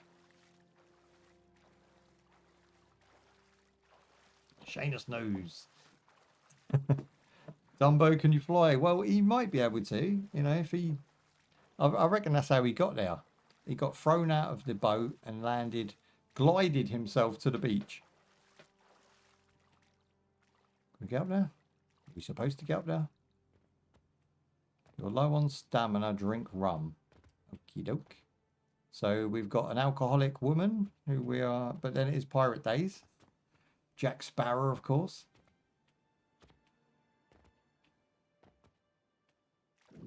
Boom. I tell you what, for an alpha, it's not too bad. The sound effects are pretty good. The animations on the character are nice. There's very little to do. It feels kind of open and dull and boring, but it is just an alpha look, right? So they're not going to fill you with like the first beginning part of the game.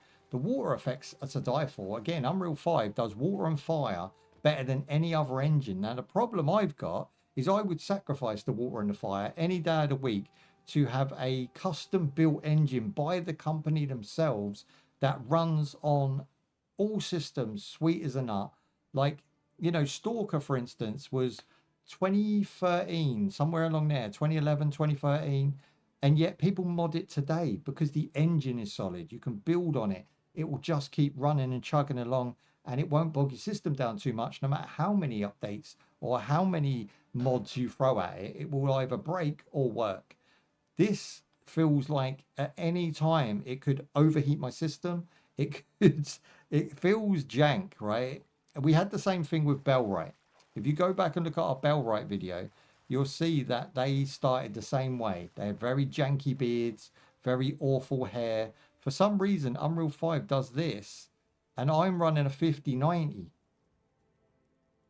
This is not good enough. The graphics card itself is more than a PS5. And we're running this. And this is not because the graphics card can't do it. This is because the game devs don't know what they're doing. And that's a big issue with the industry right now. They're putting out tat and slop and expecting people to just eat it up. And we're not. And they're not earning the money they want. And they're not having the success they want. They tell themselves that they're going to get success, but it doesn't come true.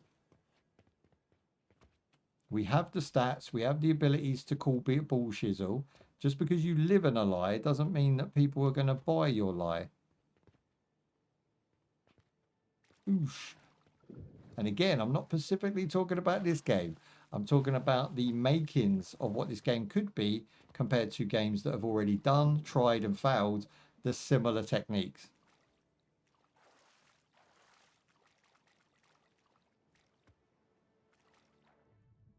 I mean, I am very confused why, if I have a task like the new beginning, why when I press my marker on the map, I don't get... What is this? Fleet behavior. Why I don't get a waypoint to go to.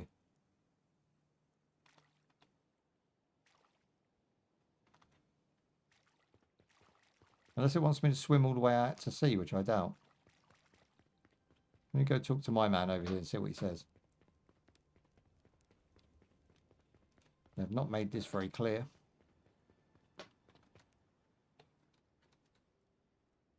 Very little. Basically, I scared him every time I talked to him.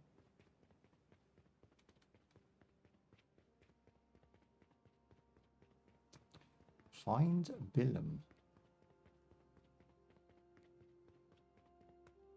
Hints with Q and E.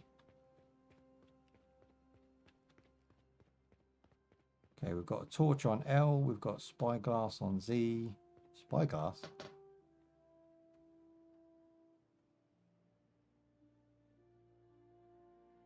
Okay.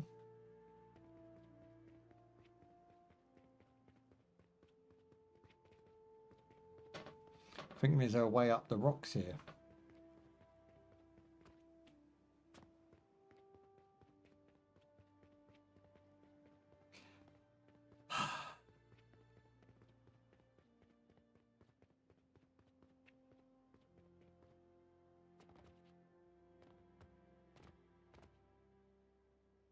This is where we start getting into that jank.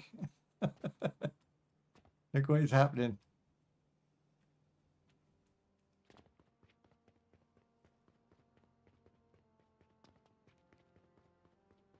Like that looks so much like we're supposed to go up there. There's no guide here. It just says find Billum. That's it. Buy a skill point. Don't care which one. I'm losing interest very fast in this game already. We have alt. Okay, what am I supposed to be following? We've got yellow and we've got red. Okay, this might have actually solved the problem. Again, it does look like we're supposed to go up here.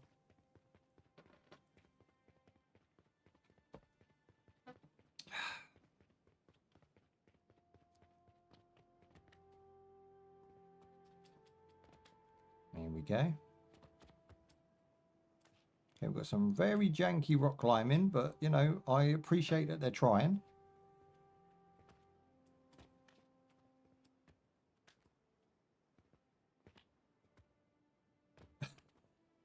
Come on, woman. There you go. You can do it. Women can do everything and anything whenever they want. They're awesome.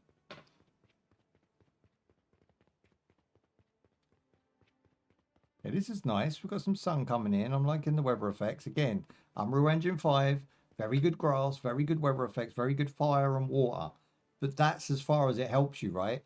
The development of the characters, the way that the character moves, everything else that the game devs have to do on the back end is either half-assed or unoptimized in today's standards. And this is looking like it's actually better than I thought it was going to be because we're in early alpha. So it's actually working. It's actually a video game, but it does feel empty. It does feel like there's nothing really going on in between running from A to B. So it definitely needs more stuff to do. You know, it needs a few things to interact with. Maybe there could be like a crafting element where we're cutting trees and doing stuff. I don't know, but at the minute it feels a little bit empty. Okay, we can search the loot.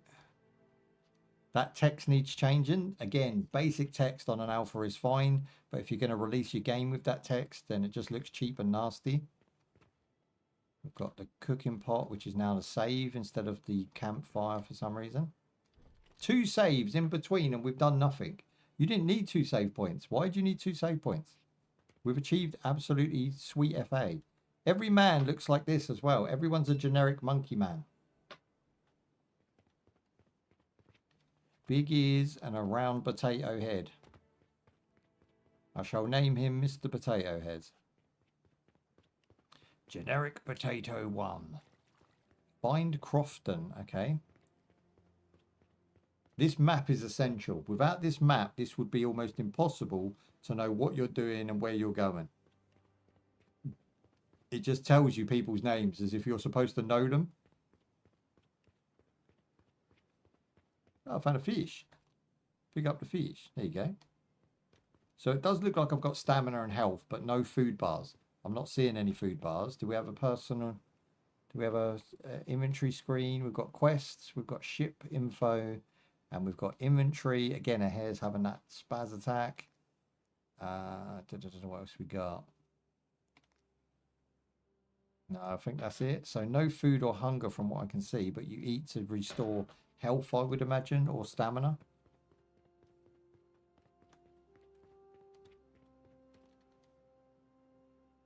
The animations of picking stuff up feel good. You know, again, her movements are fine. I'm quite happy with those.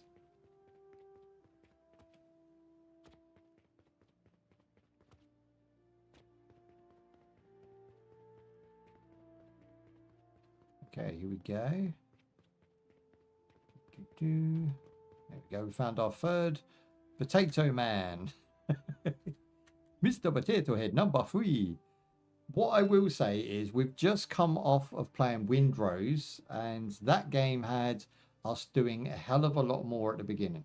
We were picking up stones and sticks, and we were crafting, and we were already trying to like do A and B when they're asked, sorry, B and C when they're trying to ask us to do A. They were giving us a quest, and we were already off fighting dodos and cutting trees and doing stuff in between, and all of it counted towards us having something good. Do you know what I mean? Having something good going on. We were progressing all the time, but at the minute it seems like there's not much here going on, so they need more to keep the player engaged in the world rather than just walking from A, B and C talking to Potato Head 1, 2 or 3. It's not enough here, you know. This is very bare bones. I'm assuming it just won't, you know, it won't release like this, trust me. They've got to do more to even make a sale.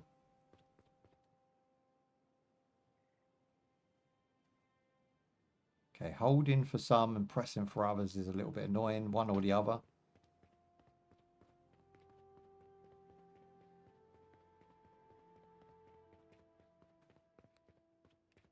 Oh, more fish.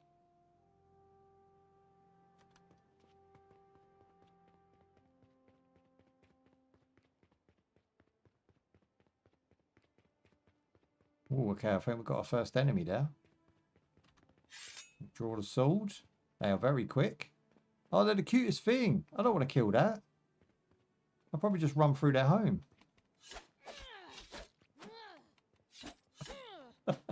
What? Baby pumas are they? What are they? Leopards? Nah, that was ridiculous. That's ridiculous because 1, we've got blood and gore in a game that don't need it, and 2, they were the cutest freaking things I've ever seen.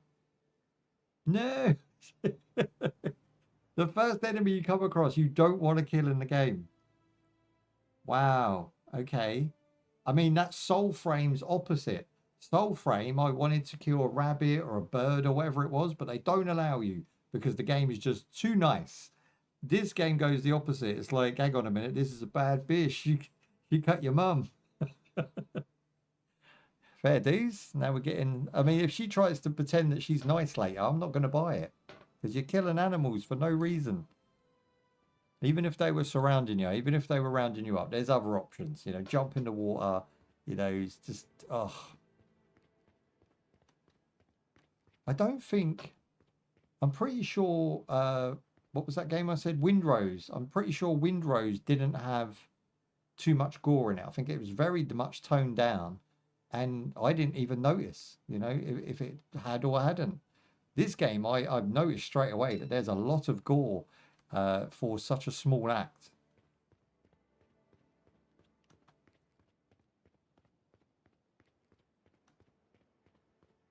Do you know what's funny with that as well? The double standard. Like, if there was pirates coming at me and I oofed them and they sprayed blood everywhere, I'd be like, yeah, that's fuck yeah. They're humans.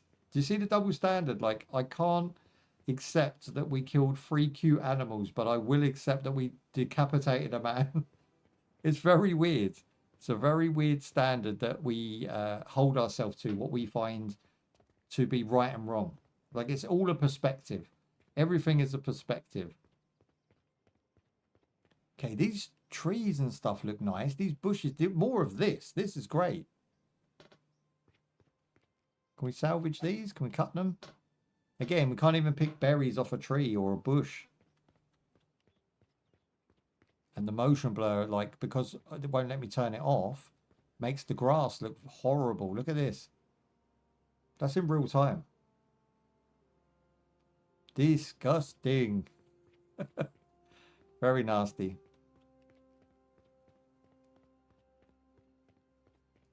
Okay, we've got 50 meters and 72 meters left. Ah, my eyes. That's it. Your retinas are burning.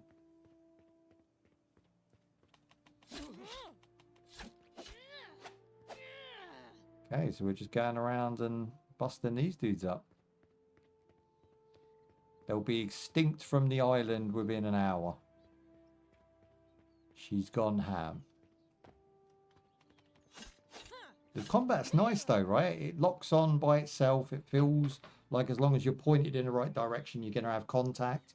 I don't feel like the combat is in any way loose. And I can dodge move pretty easy. So, yeah, pretty good so far. Am I having fun? I would say at this point, within the first 30, 40 minutes of the game, I'm in a neutral state. I'm kind of take it or leave it, right? It's not really grabbing me in any way. And the shortcomings are, you know, again, alpha playtest aside, the shortcomings are quite annoying. The fact that we don't even have more than 3 generic potato men. The fact that they're making me now backtrack for no reason. There's nothing to do in between.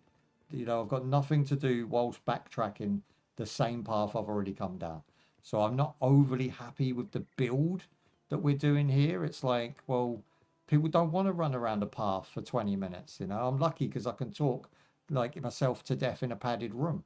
But I'm not convinced that everybody feels the same. If you're playing this in silence in your bedroom with a headset on, I probably think your burnout's going to be quite high already. Like, you're probably going to be like, I don't know what I've bought here.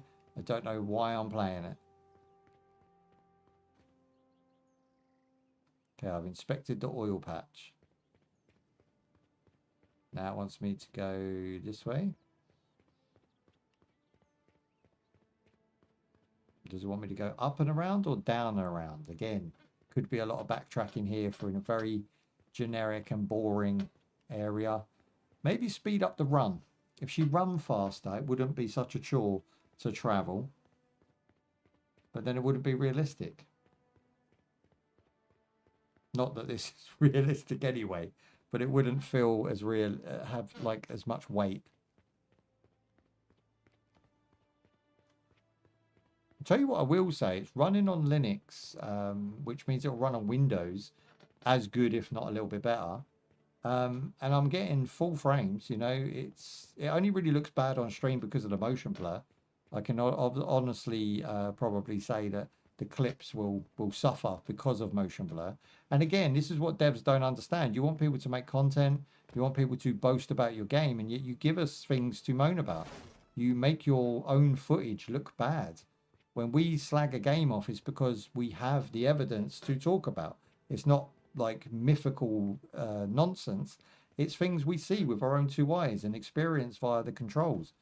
You give us that and then say, oh, you can't say that about our game. You're mad. Of course we can. I have the evidence to back it up. Do you want some, son? Fix yourself. They're like my 2 classic sayings that everybody's hitting me with lately. Fix yourself. Because I'm always telling people to fix up. And what was the other one? And you want some, son. That's it, because I'm always challenging everyone. Here we go. Right, done. Now it says fire the missing crew. Oh, free the missing crew.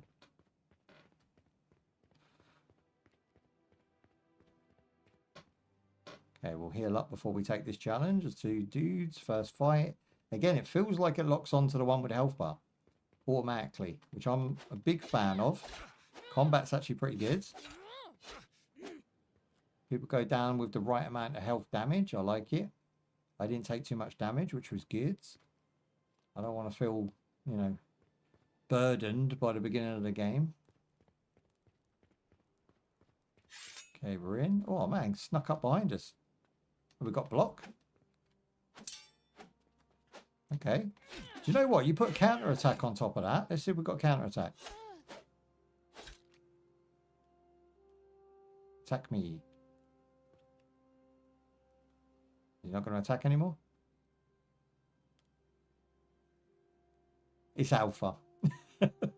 He's gone back to bed. Bro, I'm locked onto you. Bring it. Wow, okay. I think it was just because they had the finish move like queued up. They were like, no, you're going to finish this guy. You don't have a choice. So I don't know what that was all about. Happy days. We've got some more rum, which I now need. Rum, rum, rum. Because I got a cut on my bum, bum, bum. Here we go. 27 meters away. Do you know what? Although there's a lack of sound effects with this, you know, like opening doors, the fact that when we bump into stuff and it breaks, it doesn't really make a noise. There's a lot of bumping into stuff and breaks. What am I talking about? When we kill things, there's not a lot of sound effects. The guys we fought could have had a lot more sounds added in. But like, if they patch that and put some more sounds in here and maybe some voice acting and people that don't look like generic potatoes that they're now hiding in the dark, by the way, so hopefully we don't notice. Okay, so I think he's now free. I don't know. Maybe. It's telling me to go this way. Yeah, with a little bit of tweak here and there, it's not bad. Like, honestly, on the mouse and keyboard, I don't know. I can't speak on controller because I'm not going to be trying it. But I would say that this is quite an enjoyable little adventure game. But again, it's not making me feel happy. It's not making me feel like I need to play it. It's not giving me any like generic reason to play it. Like the story is barely non-existent. The combat is so, like the combat's okay, but it's so generic that I don't really care for it.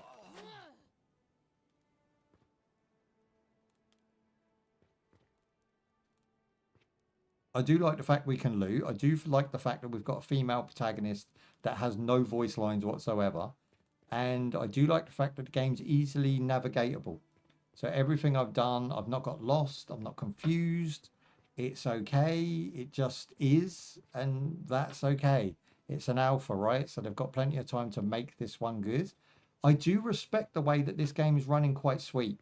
I pre-warned that a lot of these games come out and they look like this, but they run like shit.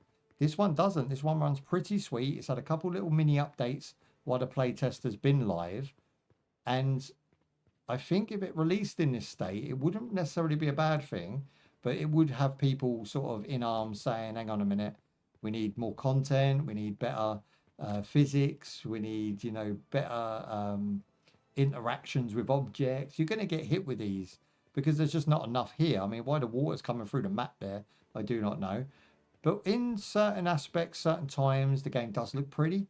And if you stand still, like looking at the sea, like, yeah, you could probably pass for like an MMO that's sort of a couple of years old and it's coming out, you know, a little bit late. I could probably pass for that.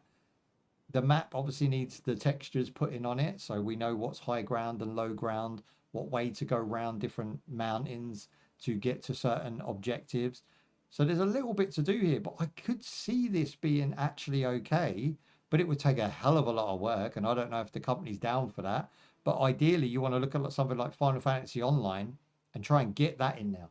Get some of those quest markers, get some of that feel that you go from A to B to C, but in between you can go off and do F and Jeff. Like, you want to be able to do what you want whilst doing your main tasks.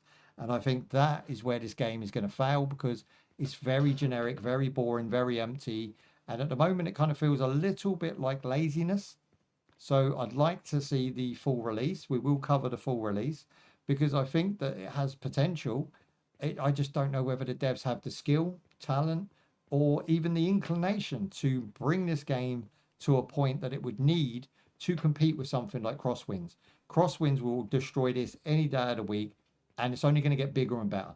So your competition, your main competition for sales and why anybody would even care about your game is I think you're about 10 years too late, and the game looks about 10 years too late.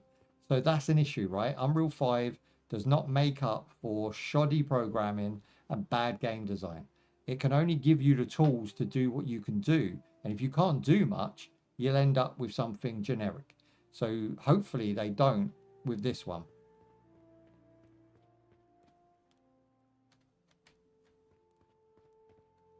Potato Man 5 with a little bit of glitchiness. Dock the ship at the settlement. So that is not our ship. We've got to go all the way back. And there you lose me.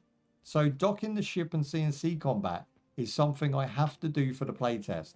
We need to see this. You guys watching want to see this. But I don't want to go there. It's now 600 away. There is a ship right there. But I have to go all the way to the waypoint to then, and it's padding. This is game padding. Even if there was things in between now, I would still be saying that this is annoying. You know, picking up rocks and sticks and chopping down trees, fine. But you want me to go 600 meters away to get into a boat where there was one right there at the base where I stay at the camp. It hasn't got any pirate chests. Yeah, there's no loot to find. There's no hidden treasures, no trinkets and tropes, no secrets. You're correct. There's nothing really going on in the environment other than go here, go there, come back, go there, talk to Potato Man, go over there, talk to other Potato Man. But it's alpha. And again, it's not just alpha, it's pre-alpha. So this is the first playable demo version of what they want people to see. So I have no doubt there's going to be more content, and I have no doubt that this game could be fixed. Like this, for instance, like just shouldn't be here. This jank, she looks bad. It makes the game look bad. You shouldn't have bits that you run into like that. You know, if you can go up a rock, then you go up a rock. If you can't, just put a wall there so you can't go up that rock. Don't have some sort of jank move happening.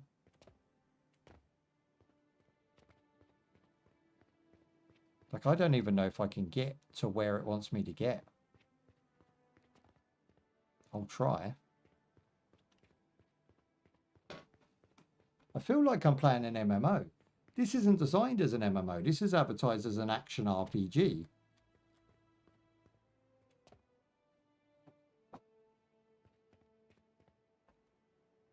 I feel like they're using like an MMO pre-build engine or something. Something that Unreal 5 has sold them. I might be wrong. Again, I don't know the intricacies of game development at all now. But I would say that this feels more like an MMO than anything else. And therefore, that's probably why I'm having the thoughts that this needs more content. Because if an MMO was this empty, you might have got away with it in 2012. Not now.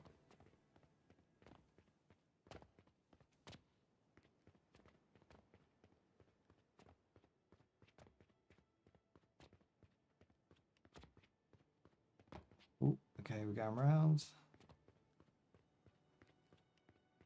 Does look like we can go this way. It's just so far away. It's so boring. Why would you have this? Teleports? Yeah, again, you're right. You're not wrong. Teleports in the game would be a great way to get around. Not to cheese small tasks, but if you've got to go far, maybe you have like a little dinghy that you can get in, and then it just says, go to marker on the map. Click a marker. And the dinghy just teleports you there, right? And then you just turn up, maybe sort of sailing, you know, little animation, and then get out the dinghy at the other end. You're right. You've watched so many now that you know the ins and outs of these games and what they should be. And that is where you start to learn what you're paying for. You know, early alpha, again, I have to keep saying it. is by no means finished. So they have the options to doing this. I'm hoping the devs watch this video and take something from it, because if you listen to feedback from players, especially a player like myself who plays games every day of the week, you know, every day of the week I'm doing something. I have played countless games now, and I understand what I want and how things should be organized to give your generic, your punters, yeah, your generic game player a good experience. Not the person who plays a billion games like myself, but, you know, somebody who just wants to experience a female pirateering game. I'm down for that, as long as you've got interesting characters, a point to the game, and something for me to do in between those points. They are the main 3 takeaways from this video. Mechanically, you can even bodge later on. You know, you can update and fix things. You can, you know, you're going to have crashed quest lines. You're going to have the game, you know, playing up on certain systems but not others. There's patches to be done. But I think your base game at the moment is just way too open, way too boring. Nothing really going on. But again, that's probably going to be filled later on. Dock ship at settlement. Did it want me to sail? Hang on. Let me load. Save and exit. Quit the game. How do you load a save? Ah, there we go. Right, okay, so we're on our ship, and I think we have to sail the ship to the 600. There we go. X. We go. Are we moving? I think we're moving. Okay, the first time we experienced voice acting, it's too quiet, you can't really hear it, and it was a man saying a woman on this ship. Oh my god, basically.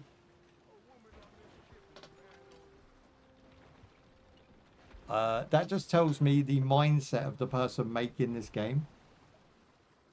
We don't want wokerism, and we don't want, I mean, again, I said the other day a very controversial opinion, which was that you've got to read the room now, game devs.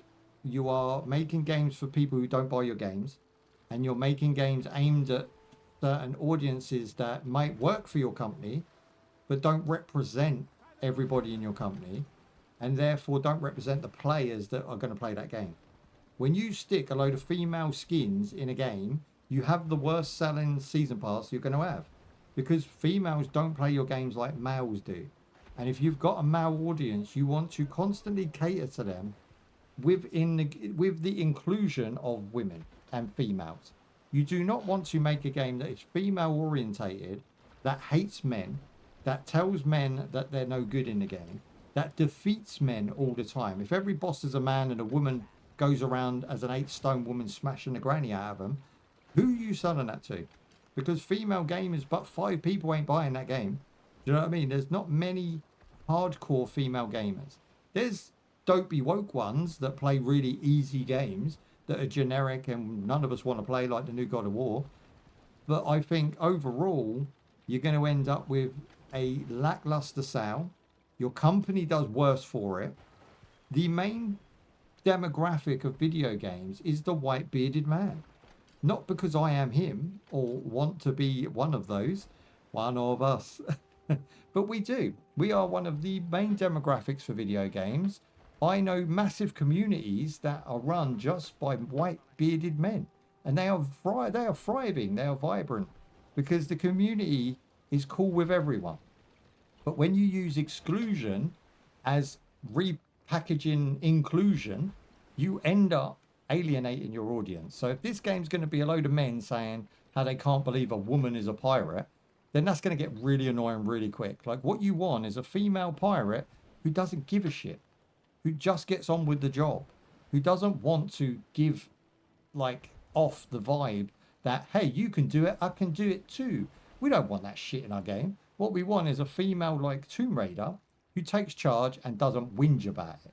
doesn't boast about it. You know, you don't get a man do something good and then go boast about it. What he usually does is do something good and then wait for people to recognize his skills and then congratulate him on them skills. That's how you find a boss. That's how you become a hero. That's how you become a protagonist people like.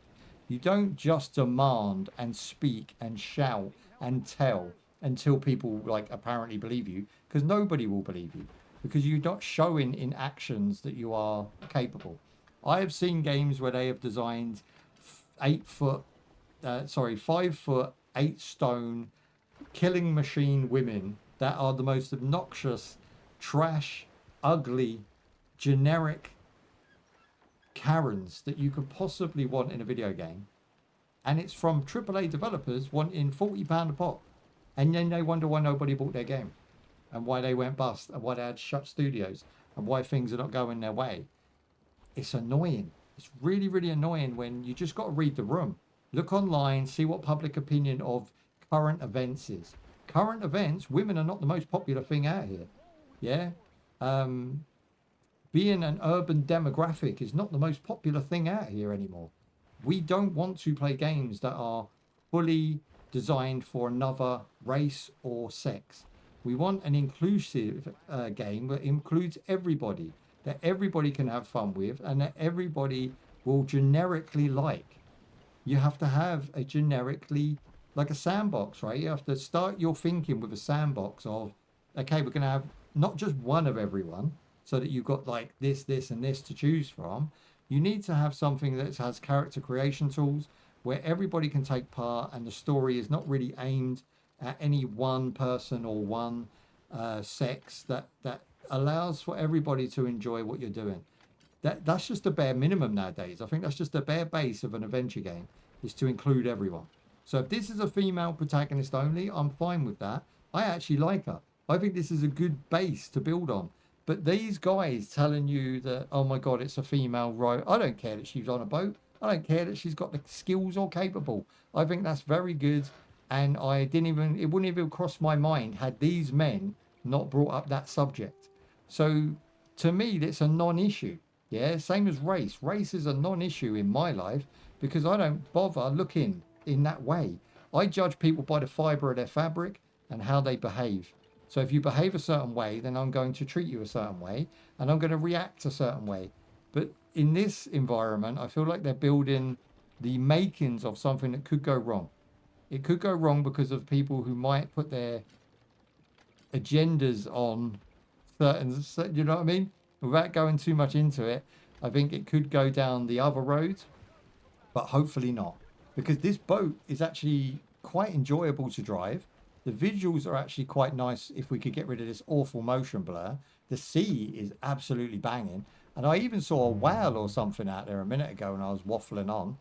So I think it has potential for sure. Now this waypoint is 20 that way, but I want to get onto here, don't I? Or do I not?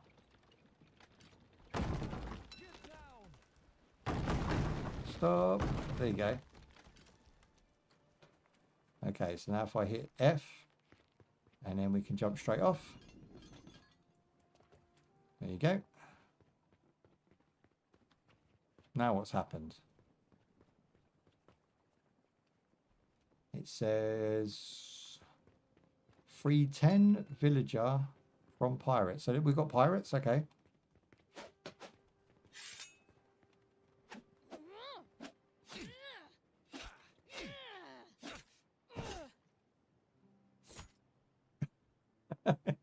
The finish moves need to be ramped up. Go tenfold on them. The finish moves are actually quite fun and they work really well. Okay, then, so we're going to all these little yellow dots on the map here and just searching for loot and freeing villages and doing all cool stuff. Yeah, there we go. We've got breakables.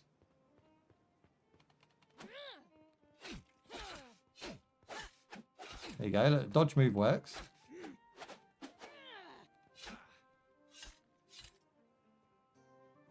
Do you know what? With a bit of finesse and a few more moves added to her repertoire and a couple of finish moves, she's actually really good at combat. It locks on nicely. I think it works pretty well.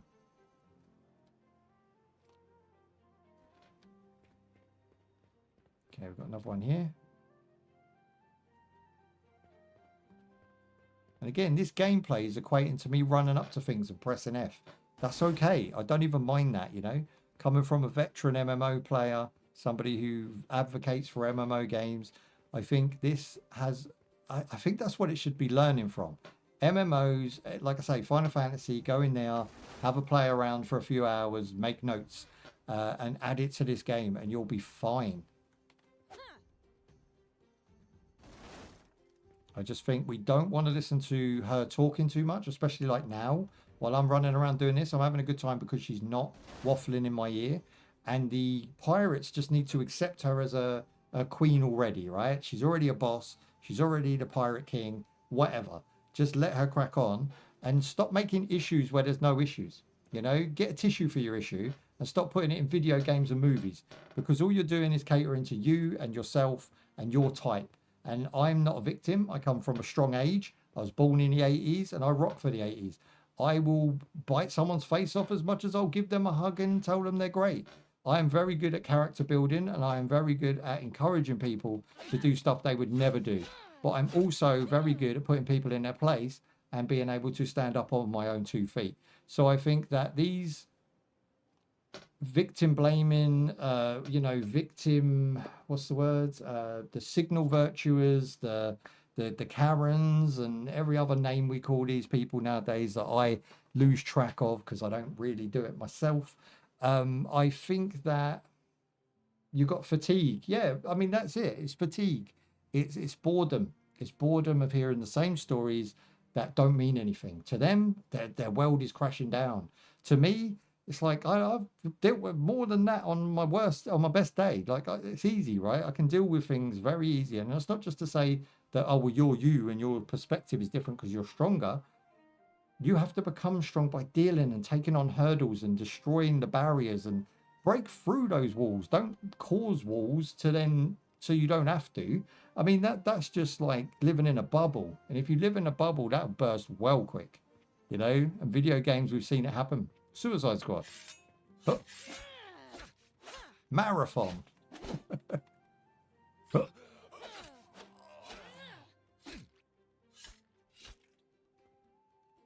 Oh, he's hit me in the back. I didn't know he was up.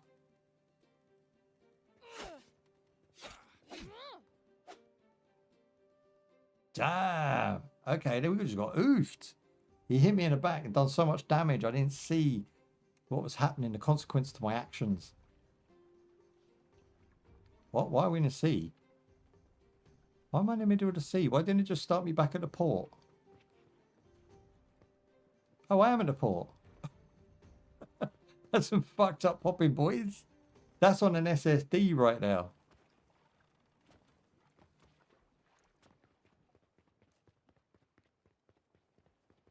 Okay, so we're still in the same mission. And all we have to do now is save 3 more. Yeah, 3 more village. Do you know what? I don't feel like I saved anyone. I just killed pirates. I feel like it's adding up the pirates. It says free the village from pirates. So I assume that's what we're doing. Killing pirates is freeing them. And even dead bodies around for the villagers to clean up seems to be okay.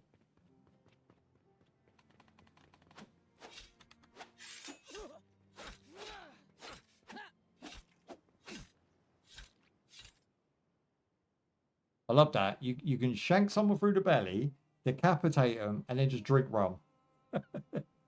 I buy that for $1. I've been playing this game for too long because I want to see more of it to see if it has anything that I've missed.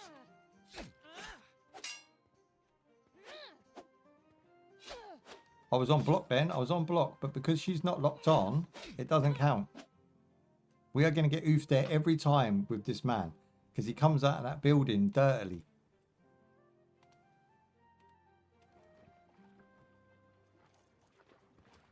Okay, no popping this time, so that's good. But now she's floating around on... There you go. She's got some weight to her. Took her a while. Again, you can tell that this is made for women. And I'm not being funny, women. But you can tell this is made for you because every time I died, it still counts the quest. So I'm not getting reset. There's no struggle. It's just easing me through the gameplay and easing me through the quests. It's not just women, it's the new generation of gamer.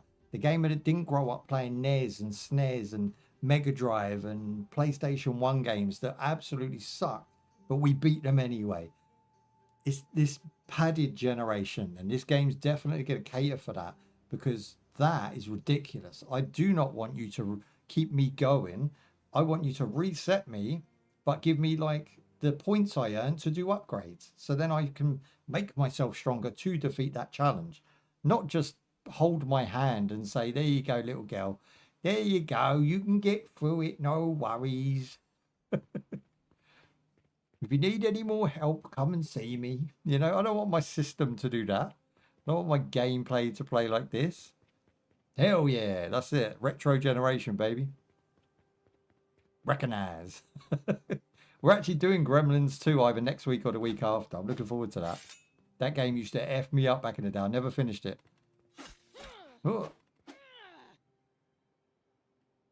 Okay, so we did that because we just had to kill one dude and all the citizens are saved. Do you see what I mean? The challenge now feels weak. That spoiled the whole game feel because I didn't have to redo it, right? The spawn point was good, but the fact you didn't reset the counter is kind of annoying. Like, yes, if I had green because I picked up 5 items, keep that, right? Don't lose that.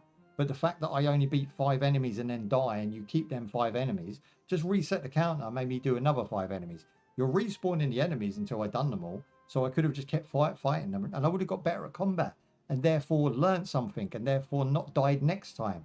But instead, you just pussyfoot around the player and then he becomes dumb and he doesn't learn and he doesn't get good.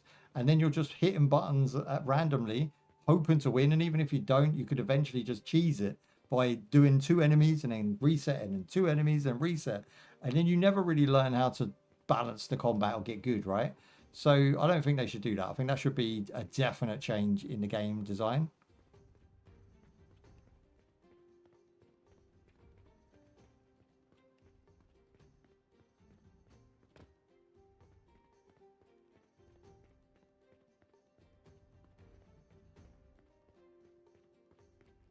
Trying to find his waypoint right now. Apparently there's a villager who wants to talk to me, but he's not making himself or herself apparent. They're not waving, they're not shouting at me. They're just a blob on a map.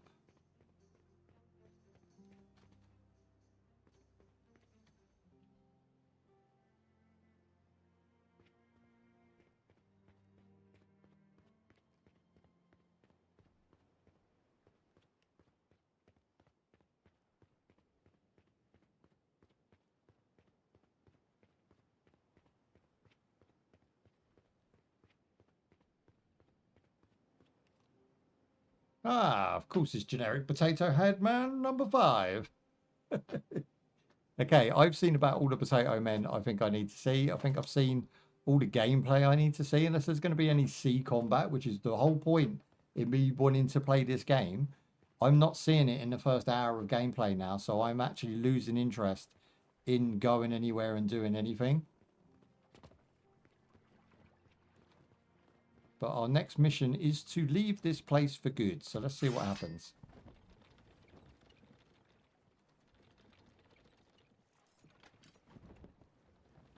We've got R, we've got control, which I think is speed.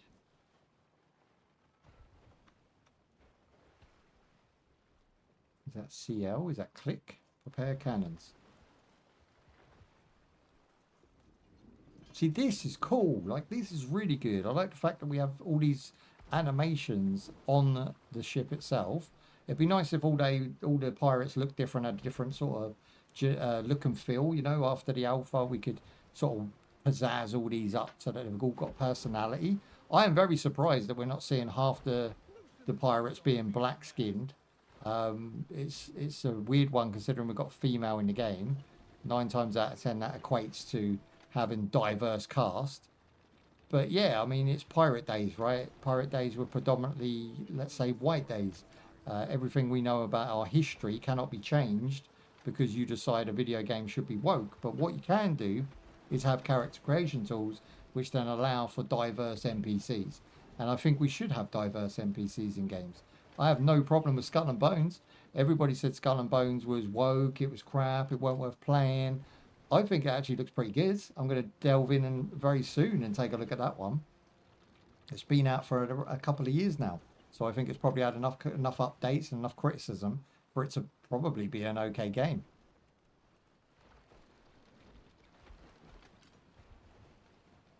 So we can heal the boat. X is to ready cannons. Okay, it says leave island, but there's no... What am I supposed to do? I've left the island. I'm on the water. Oh, okay. Defend ourselves against pirates now. Here we go. Let's see if we can try and find them.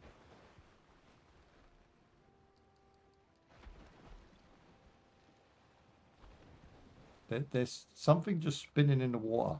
I'm assuming that's the pirates. The wind is changing. See, this feels really good. The camera works really well, but you can't zoom out. So maybe having a free tier camera system where I can see behind the boat from a far camera view, and then like maybe I can see close to the back end of the boat or even at the mast, and then having this camera view as well. So being able to switch camera would be good.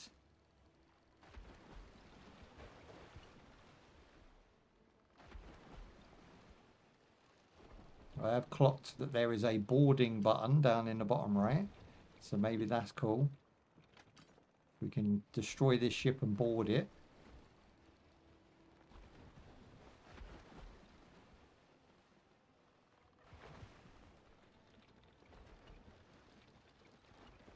This guy's 9,000 meters away. That cannot be good.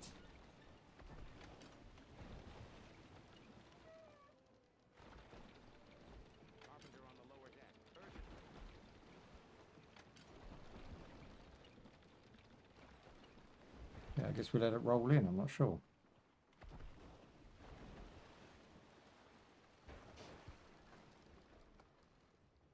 There's no real speed boost. There's no way to boost your ship from what I can see. There is some buttons that we can press to do little different things here and now. Like R is a bubble, I'm not sure what that is. I think these are the different types of ammo we can use. It also tells you your stats along the bottom, your basic supplies. And then CL is like a lightning bolt, which I assume is boost. But I don't have CL, I have control, so let's have a look what that is.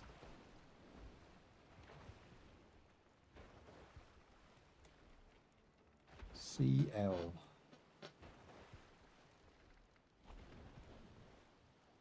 It's not even in the list.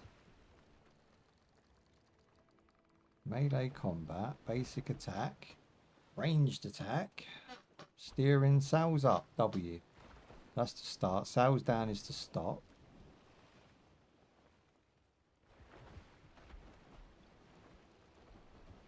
I mean, that's ridiculous. Where's boost? But again, checking the menu, I can't see a boost, so it's going to take us this long to get there, which is boring. Really boring. The wind is picking up. Fasten the backstays to the masts. Now. CL. What is CL?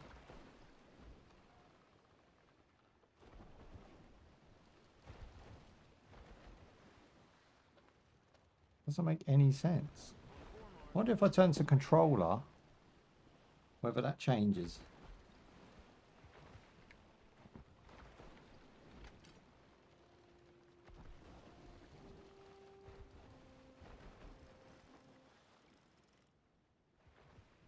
Okay, so there is a mast camera, which is okay for looking forward, but one behind the boat would be cool, like where you can zoom in and out with the mouse wheel. The weather's clearing up, huh? Yeah, I can't find a boost anywhere. That's weird. Okay, I guess there's no boost.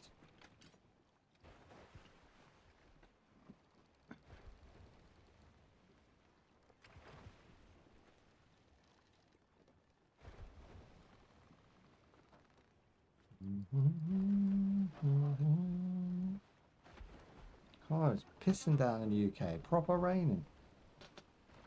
2 points to the right on course.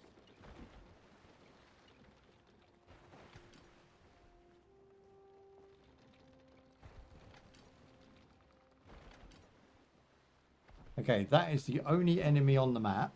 It's way too far away. There doesn't seem to be a boost, or at least not telling us where the boost is a bad mistrick, even in an alpha. And it's just so slow to get there. You have to play it to feel it. It's so generically slow. That DLSS is going ham up there. Did you see it? Like T and R are normal controls. C and L, I don't even know what that means. Is it click? It's not activating, whatever it is.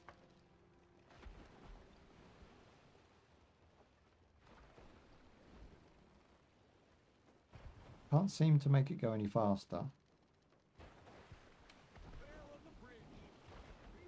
I think that's it. I think you just point it in a direction and wait. Which is fine if you want a toilet break as a streamer, I suppose. I'm just thinking to myself, do I need to go?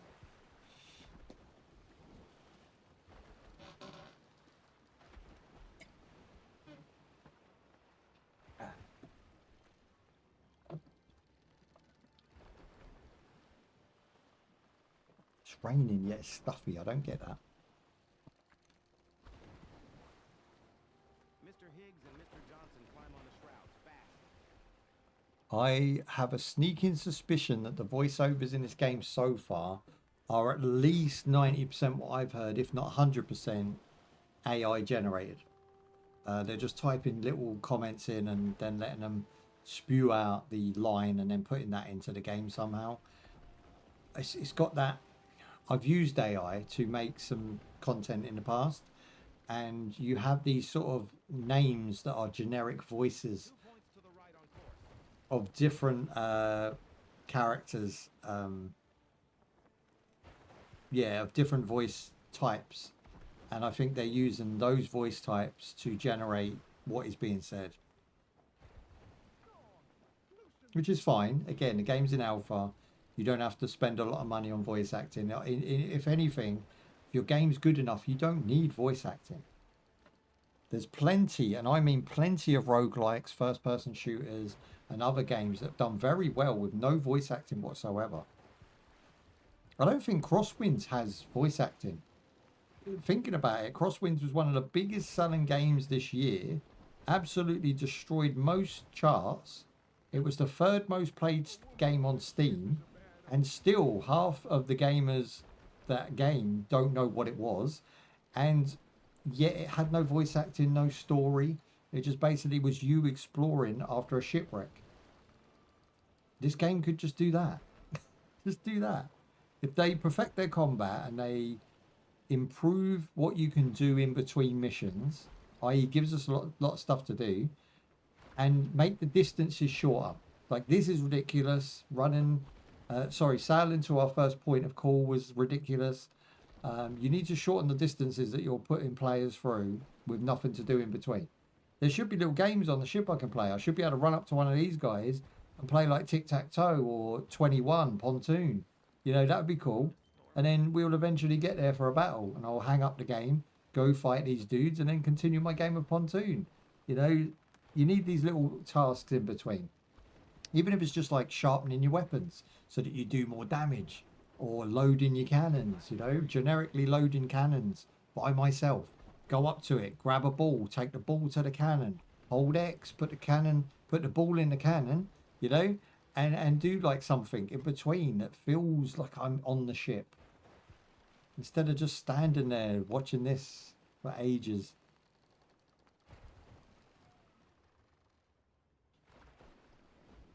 And I am almost guaranteeing that somebody comments on the video or the rerun video or the edited video and says there's a boost button on so-and-so.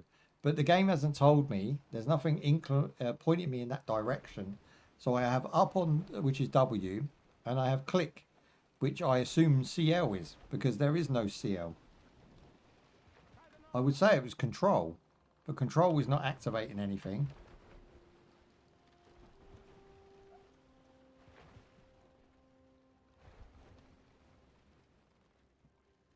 I can't believe we've got no skill points either.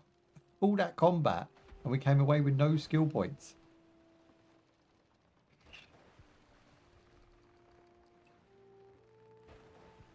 So yeah, nothing to clip until we get to the ship.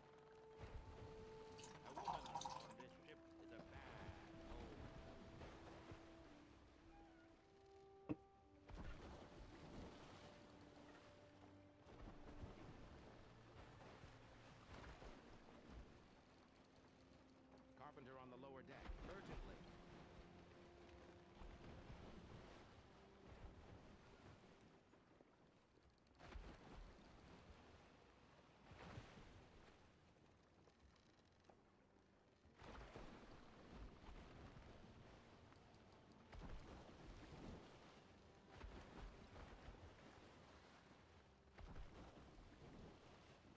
Here's what it is.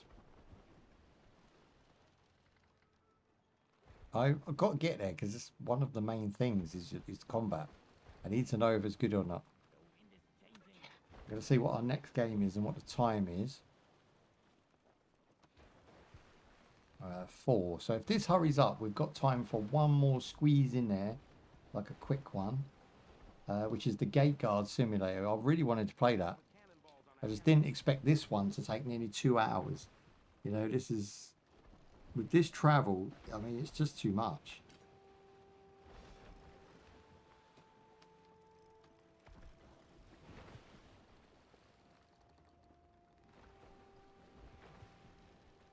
Remember to assign your ship sails.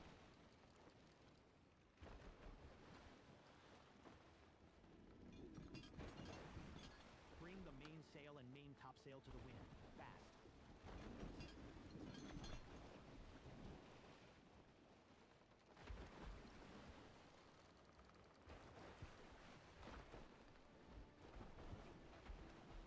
Need help at the stern.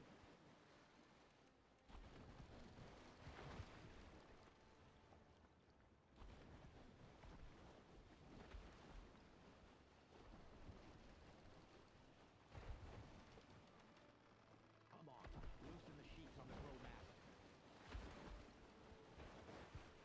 mast. You're brapping. When we get there, we'll be brapping.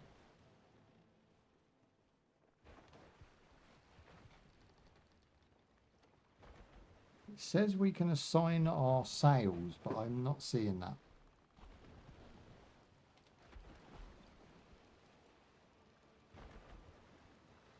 Toggle lamp, ship controls. What is default and alternative? Is that just these, isn't it? So sails up, which is W, which we've done. Rotate, helm. Ship menu is tab. And that's it. There's no speed boost. There's no...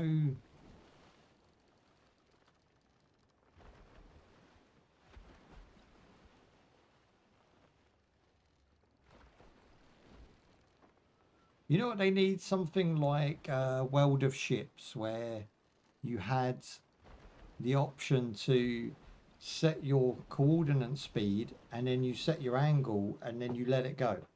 With this, it's not like that at all. It feels more, well, it just feels like there's nothing. There's no real goodness happening here. It's taken me an hour, just over an hour to get to this point.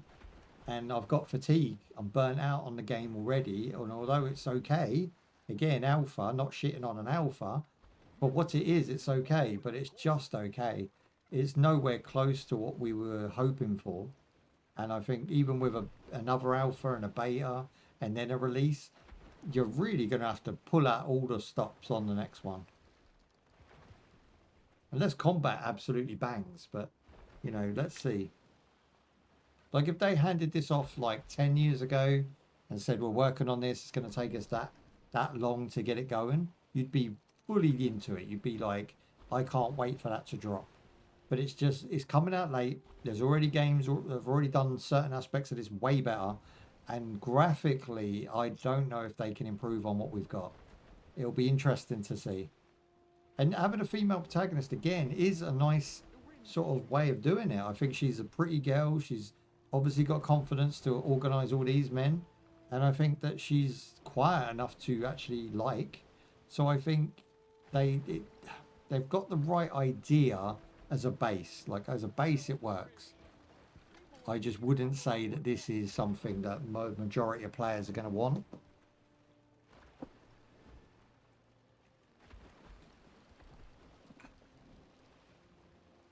But then again, I might be wrong, you know. Who knows? I've been wrong before. Arc Raiders. Technically, I wasn't wrong. It just took a while for people to see what I saw. Arc Raiders actually died off hard over the last couple of months. And I actually only bought that game last month because it was on sale, because it has died off. So I was kind of right. It just took a while for everyone else to sort of figure it out. And I was right from the pre-alpha test. I was like, hang on a minute, the beta or whatever it was we done. I was like, this is kind of generic third-person shooter. It's not that interesting, but it's mechanically sound, right? That game had the mechanics and the visuals, and it run beautifully. It just, the outfits were boring. The season pass were whack. The whole point in playing didn't really exist. And for me, it just fell into the category of, unless there's online players, this game is dead. Do you know what I mean? It's dead in the water. So I didn't take the risk. I wasn't paying no 50, 60 quid for that game. They didn't send it out. It wasn't one I was part of to sort of build up. So for me, it was just like, this game is doomed. It's doomed from the get-go. But only now, and I was shocked because it had lasted about a year before that happened. And I was like, damn, it took that long for people to realise that the game's kind of whack. Like, it's not quite as good as everybody hyped it up to be. And again, I think it's media that does that, right? YouTubers who don't have honesty on their side and talk nonsense for 10 grand. They're the ones that are telling you that these games are awesome. And yeah, I would for 10 grand, to be fair. I would probably be way more positive about this experience based on 10 grand than I would to tell you it's, you know, factually not that great at the minute in its current state. But if they pay 10 grand, maybe I would say something along the lines of, it's rough, it's ready, it's not quite finished, but it's freaking awesome, right? So like, you would change the way you word stuff based on the money they're given. So when they shout and holler about how great these games are, you've got to be careful about how much they're being paid to cover that game. So I think this, for instance, being no connection to the team whatsoever, is a good attempt. It is a good attempt generally. And I think they have something that's a nice base to build upon. But from what I'm seeing, I'm so worried and on edge that they're going to build something that is what, unfortunately, the straights like to call woke. And if we go down that route, you're going to just have a dead game. That's all you're going to end up with. A single player game that nobody bought, nobody plays, and it's going to suck. Now, if you include everyone and become inclusive and not intrusive or declusive by, you know, putting narratives and things in it, I think, yeah, I think everybody can have a laugh with this one. But I don't see a place for it, personally, in today's market. I think between Skull and Bones and Crosswinds, I'm not saying there isn't room for improvement, but this doesn't improve. This is very much in alpha state, the bare bones. So it needs to improve on something they did that they haven't latched onto yet. And I can give you all the answers to that when we play the full release, but I'm not going to until then because I want to see what the devs want to do, what they've got planned for us. Because I don't want to correct video games where they then make a bunch of money. That's not what I do. If they want to pay me to make them a bunch of money, then yeah, we can talk in a room. But until then, I think I want to critique games for their shortcomings and, of course, their positivities. We played one earlier that was absolutely amazing. It was a sleeper hit, and it does boast women's potential in a Stalker-esque game, which we haven't seen yet. And I vibe with it completely. It was a game that I was fully backing straight away. Can't wait for the release, and I'm looking forward to playing it. But not every game is going to make you feel like that, right? So this one I'm kind of on the fence about, and that's Just honest. It's just honest. Right, here we go. We've got our first bit of combat. We're rolling in. My ship has just stopped in the water for some reason. So I'm assuming that combat is going to rely on us lining ourselves up.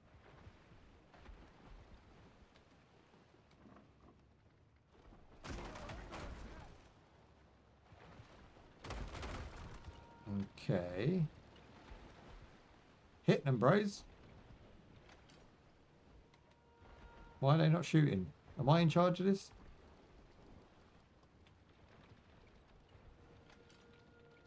Why are they not popping shots?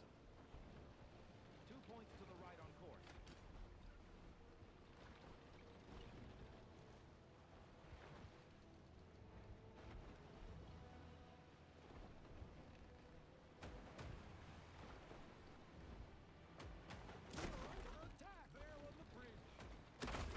Why are we not attacking? What is going on?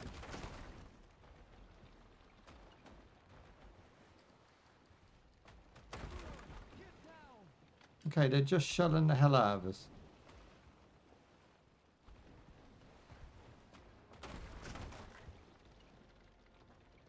Well, this is whack.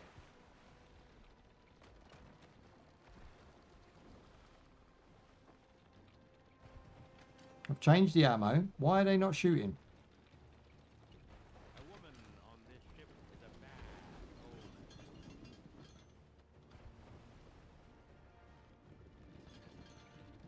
Where's auto attack? Everything else in the game has been simple up to this point. Now we're in combat. It doesn't shoot when I'm lined up with it. Obviously, I want to fucking attack. It's shooting my boat. It's breaking pieces of my boat. Why am I not attacking?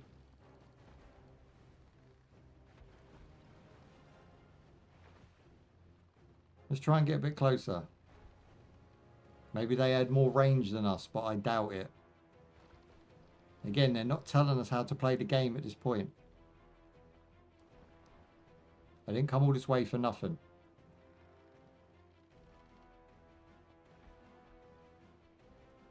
I will drive straight into this mofo if I have to.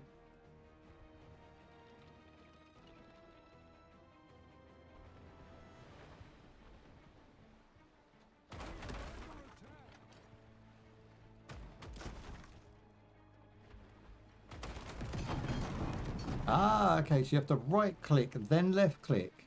Again, they need tutorial. They need something on screen that tells people to engage this. It's not complicated once you work it out.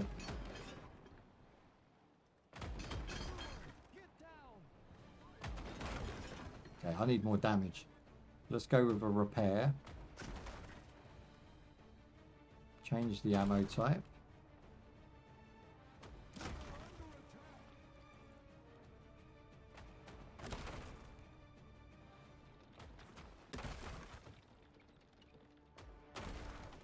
This is almost fun.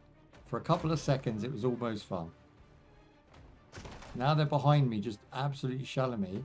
And the boat doesn't move quick enough for me to do any sort of quick repairs or quick maneuvers. We're just sitting here taking damage.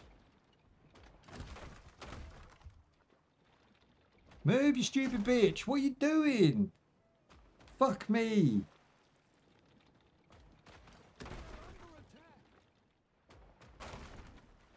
What a pile of shit that is. Okay, they need to make the boat way more arcadey. You need a boost, and you need to give the player the option to just get up and go. There should be an anchor if you want to stop, and then you raise the anchor, and then a fucking boat just moves. This is ridiculously slow and tedious and boring. The combat's fine. I'm kind of okay with the combat right now. But fuck me, this is stupid game design. Eat it.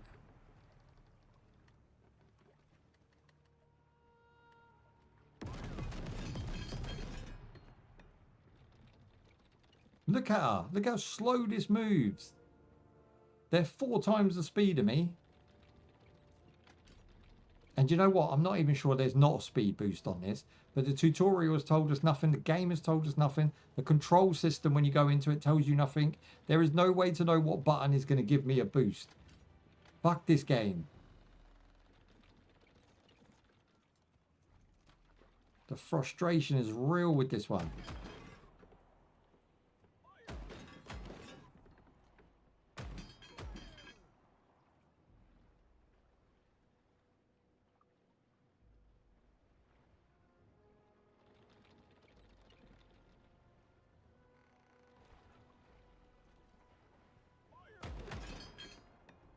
What would be nice is to see if it's down to upgrades. You know, if we're getting upgrades later and we can boost our boat that way, fine. The first combat can be whacked because you're going to upgrade and do better later on. That would give you some sort of progression. I don't know that's what's happening here.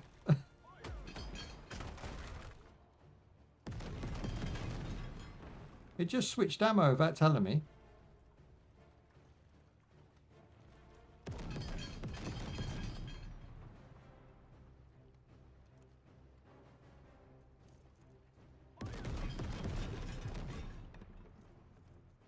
Okay, they do big damage, but they're quite hard to get target right. It's quite a big range there.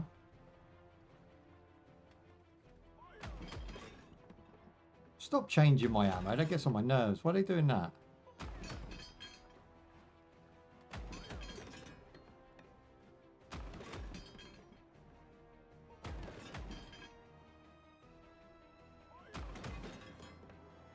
They've got way too much health.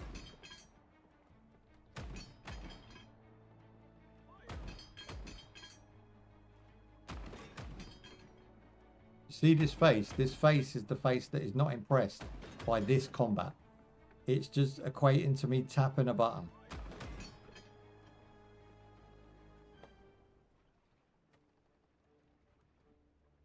I mean, even the damage they did nothing. So they don't even do much damage and we can't even really move. And this guy's having some sort of panic attack.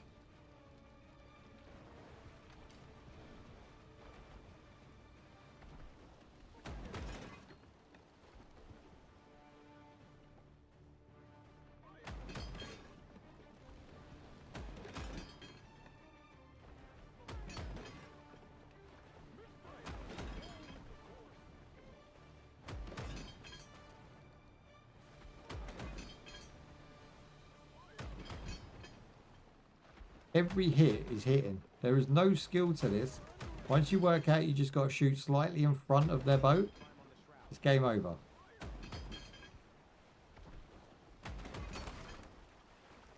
Do we have any more of them fire bombs? Because they were awesome.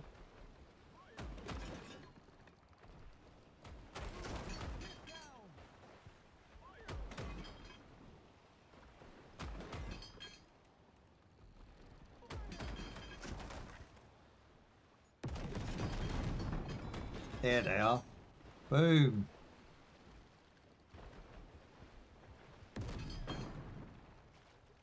Hell yeah.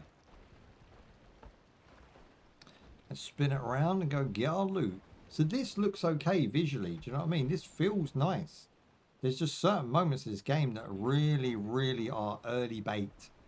We're level 2 now, so I'm assuming we get skill points. Let's hit P and have a little look-see. Oh, no. Before I hit P, we've just disappeared. What's going on? Okay. Where are we going? That's it. We didn't even get to do an upgrade. Damn, okay. I thought it was game. Okay, what we got? So we've got naval combat. We've got grit. We've got rigging master. We've got shipwright discipline. None of these sound good. Steering mechanism. Full wind way. What's that? Crew. Maximum pull. Across the rig. Gradually rises by 50% on the base value, allowing faster travel. There you go. So we've got a boost of some sort. 50% faster travel. Now the ship we downed, because that screen went up and come down, we didn't actually get to loot that ship. It's just gone.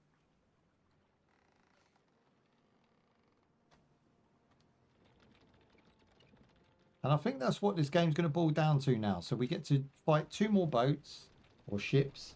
So we get to fight 2 more ships. And then we're going to go back to shore and probably build, or I don't even know if there's a build mechanic. But if there is a build mechanic, I would imagine you go back to shore, you build up your team, you build up your base, you hire new people and all that good stuff. Now, if it doesn't include that one release, I think they're already going to fail. You know, you have to have more than this. This is just not enough to entice sales. Even at $10, I would be struggling to find a reason why you would buy this, because you just put another $10 to that and you've got Windrose, or you've got Skull and Bones. You know, Skull and Bones with all DLC and everything was $20 on sale.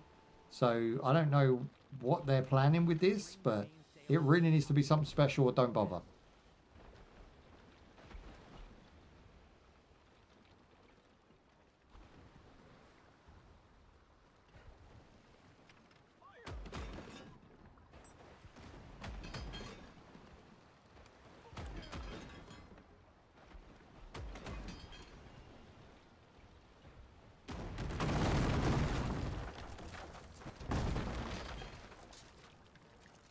I mean, I think that's where I'm going to leave it, because I'm actually burnt out on the game right now. I'm actually feeling like the game's a little bit tedious at this point. So there's really nothing else for me to see other than more of the same, more boat combat, more traversing an island and stabbing people through the chest. It's okay. That's where I'm going to leave that. It's an early alpha, so I'm not even concerned that the game isn't going to have any good elements, and I'm not even concerned that the game won't come out and absolutely destroy all of my early opinions, which would be great. But I think it is going to come out to a lackluster and basically tired out market. I think the pirating games were very good 5 years ago. If you were there at the beginning and you managed to hit that trend, then good. But I think over the next sort of 5 years, pirating games just aren't going to sell. We've got the remake of Assassin's Creed 4 coming, and obviously people have been playing Assassin's Creed 4, so I don't know that even, I mean, unless you're comparing yourself to, unless you can tick Crosswinds, Assassin's Creed 4, and Skull and Crossbones all off in your game, I don't think there's a market for any more pirating games personally. I think we've got the best of the best so far, and until you can improve on them, there's no point in making one, personally. So that's just my takeaway from pirating games in general. I think the fatigue is in.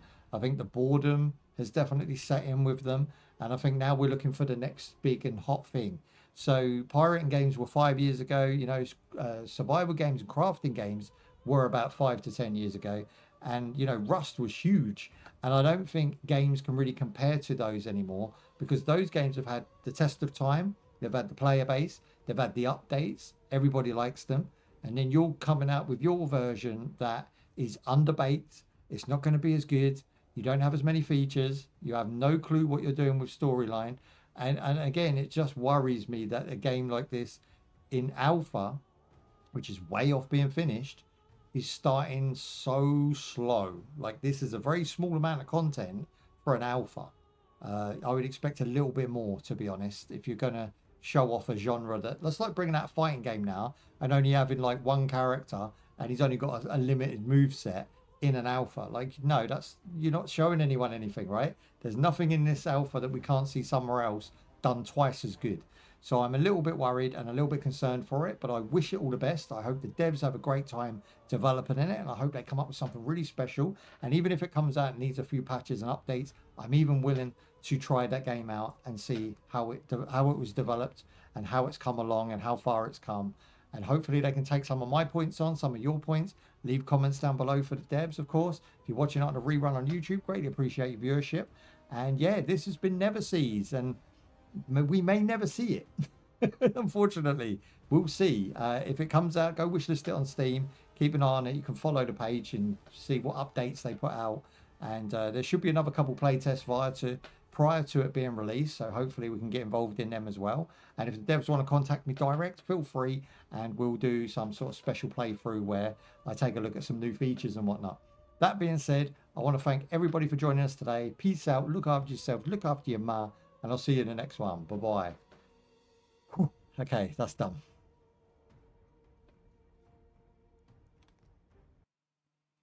What time we got? 4:30. I think I'm gonna call it there, and I'm gonna do gate guard tomorrow. Not tomorrow. What's Friday? Is it Friday? I'm using track of days. Yeah, I'm gonna do gate guard on Monday. I think I'm gonna squeeze it in now because next week's schedule is now going up Sunday, and I think it's pretty much finished. So I'll just chuck gate guard in with that. But I want to thank everybody live. Thank you for the guys over on YouTube. Thank you for the guys over on Twitch. Your time is valuable. Thank you for spending it with me, and I will see you on Monday. Peace out. Bye bye.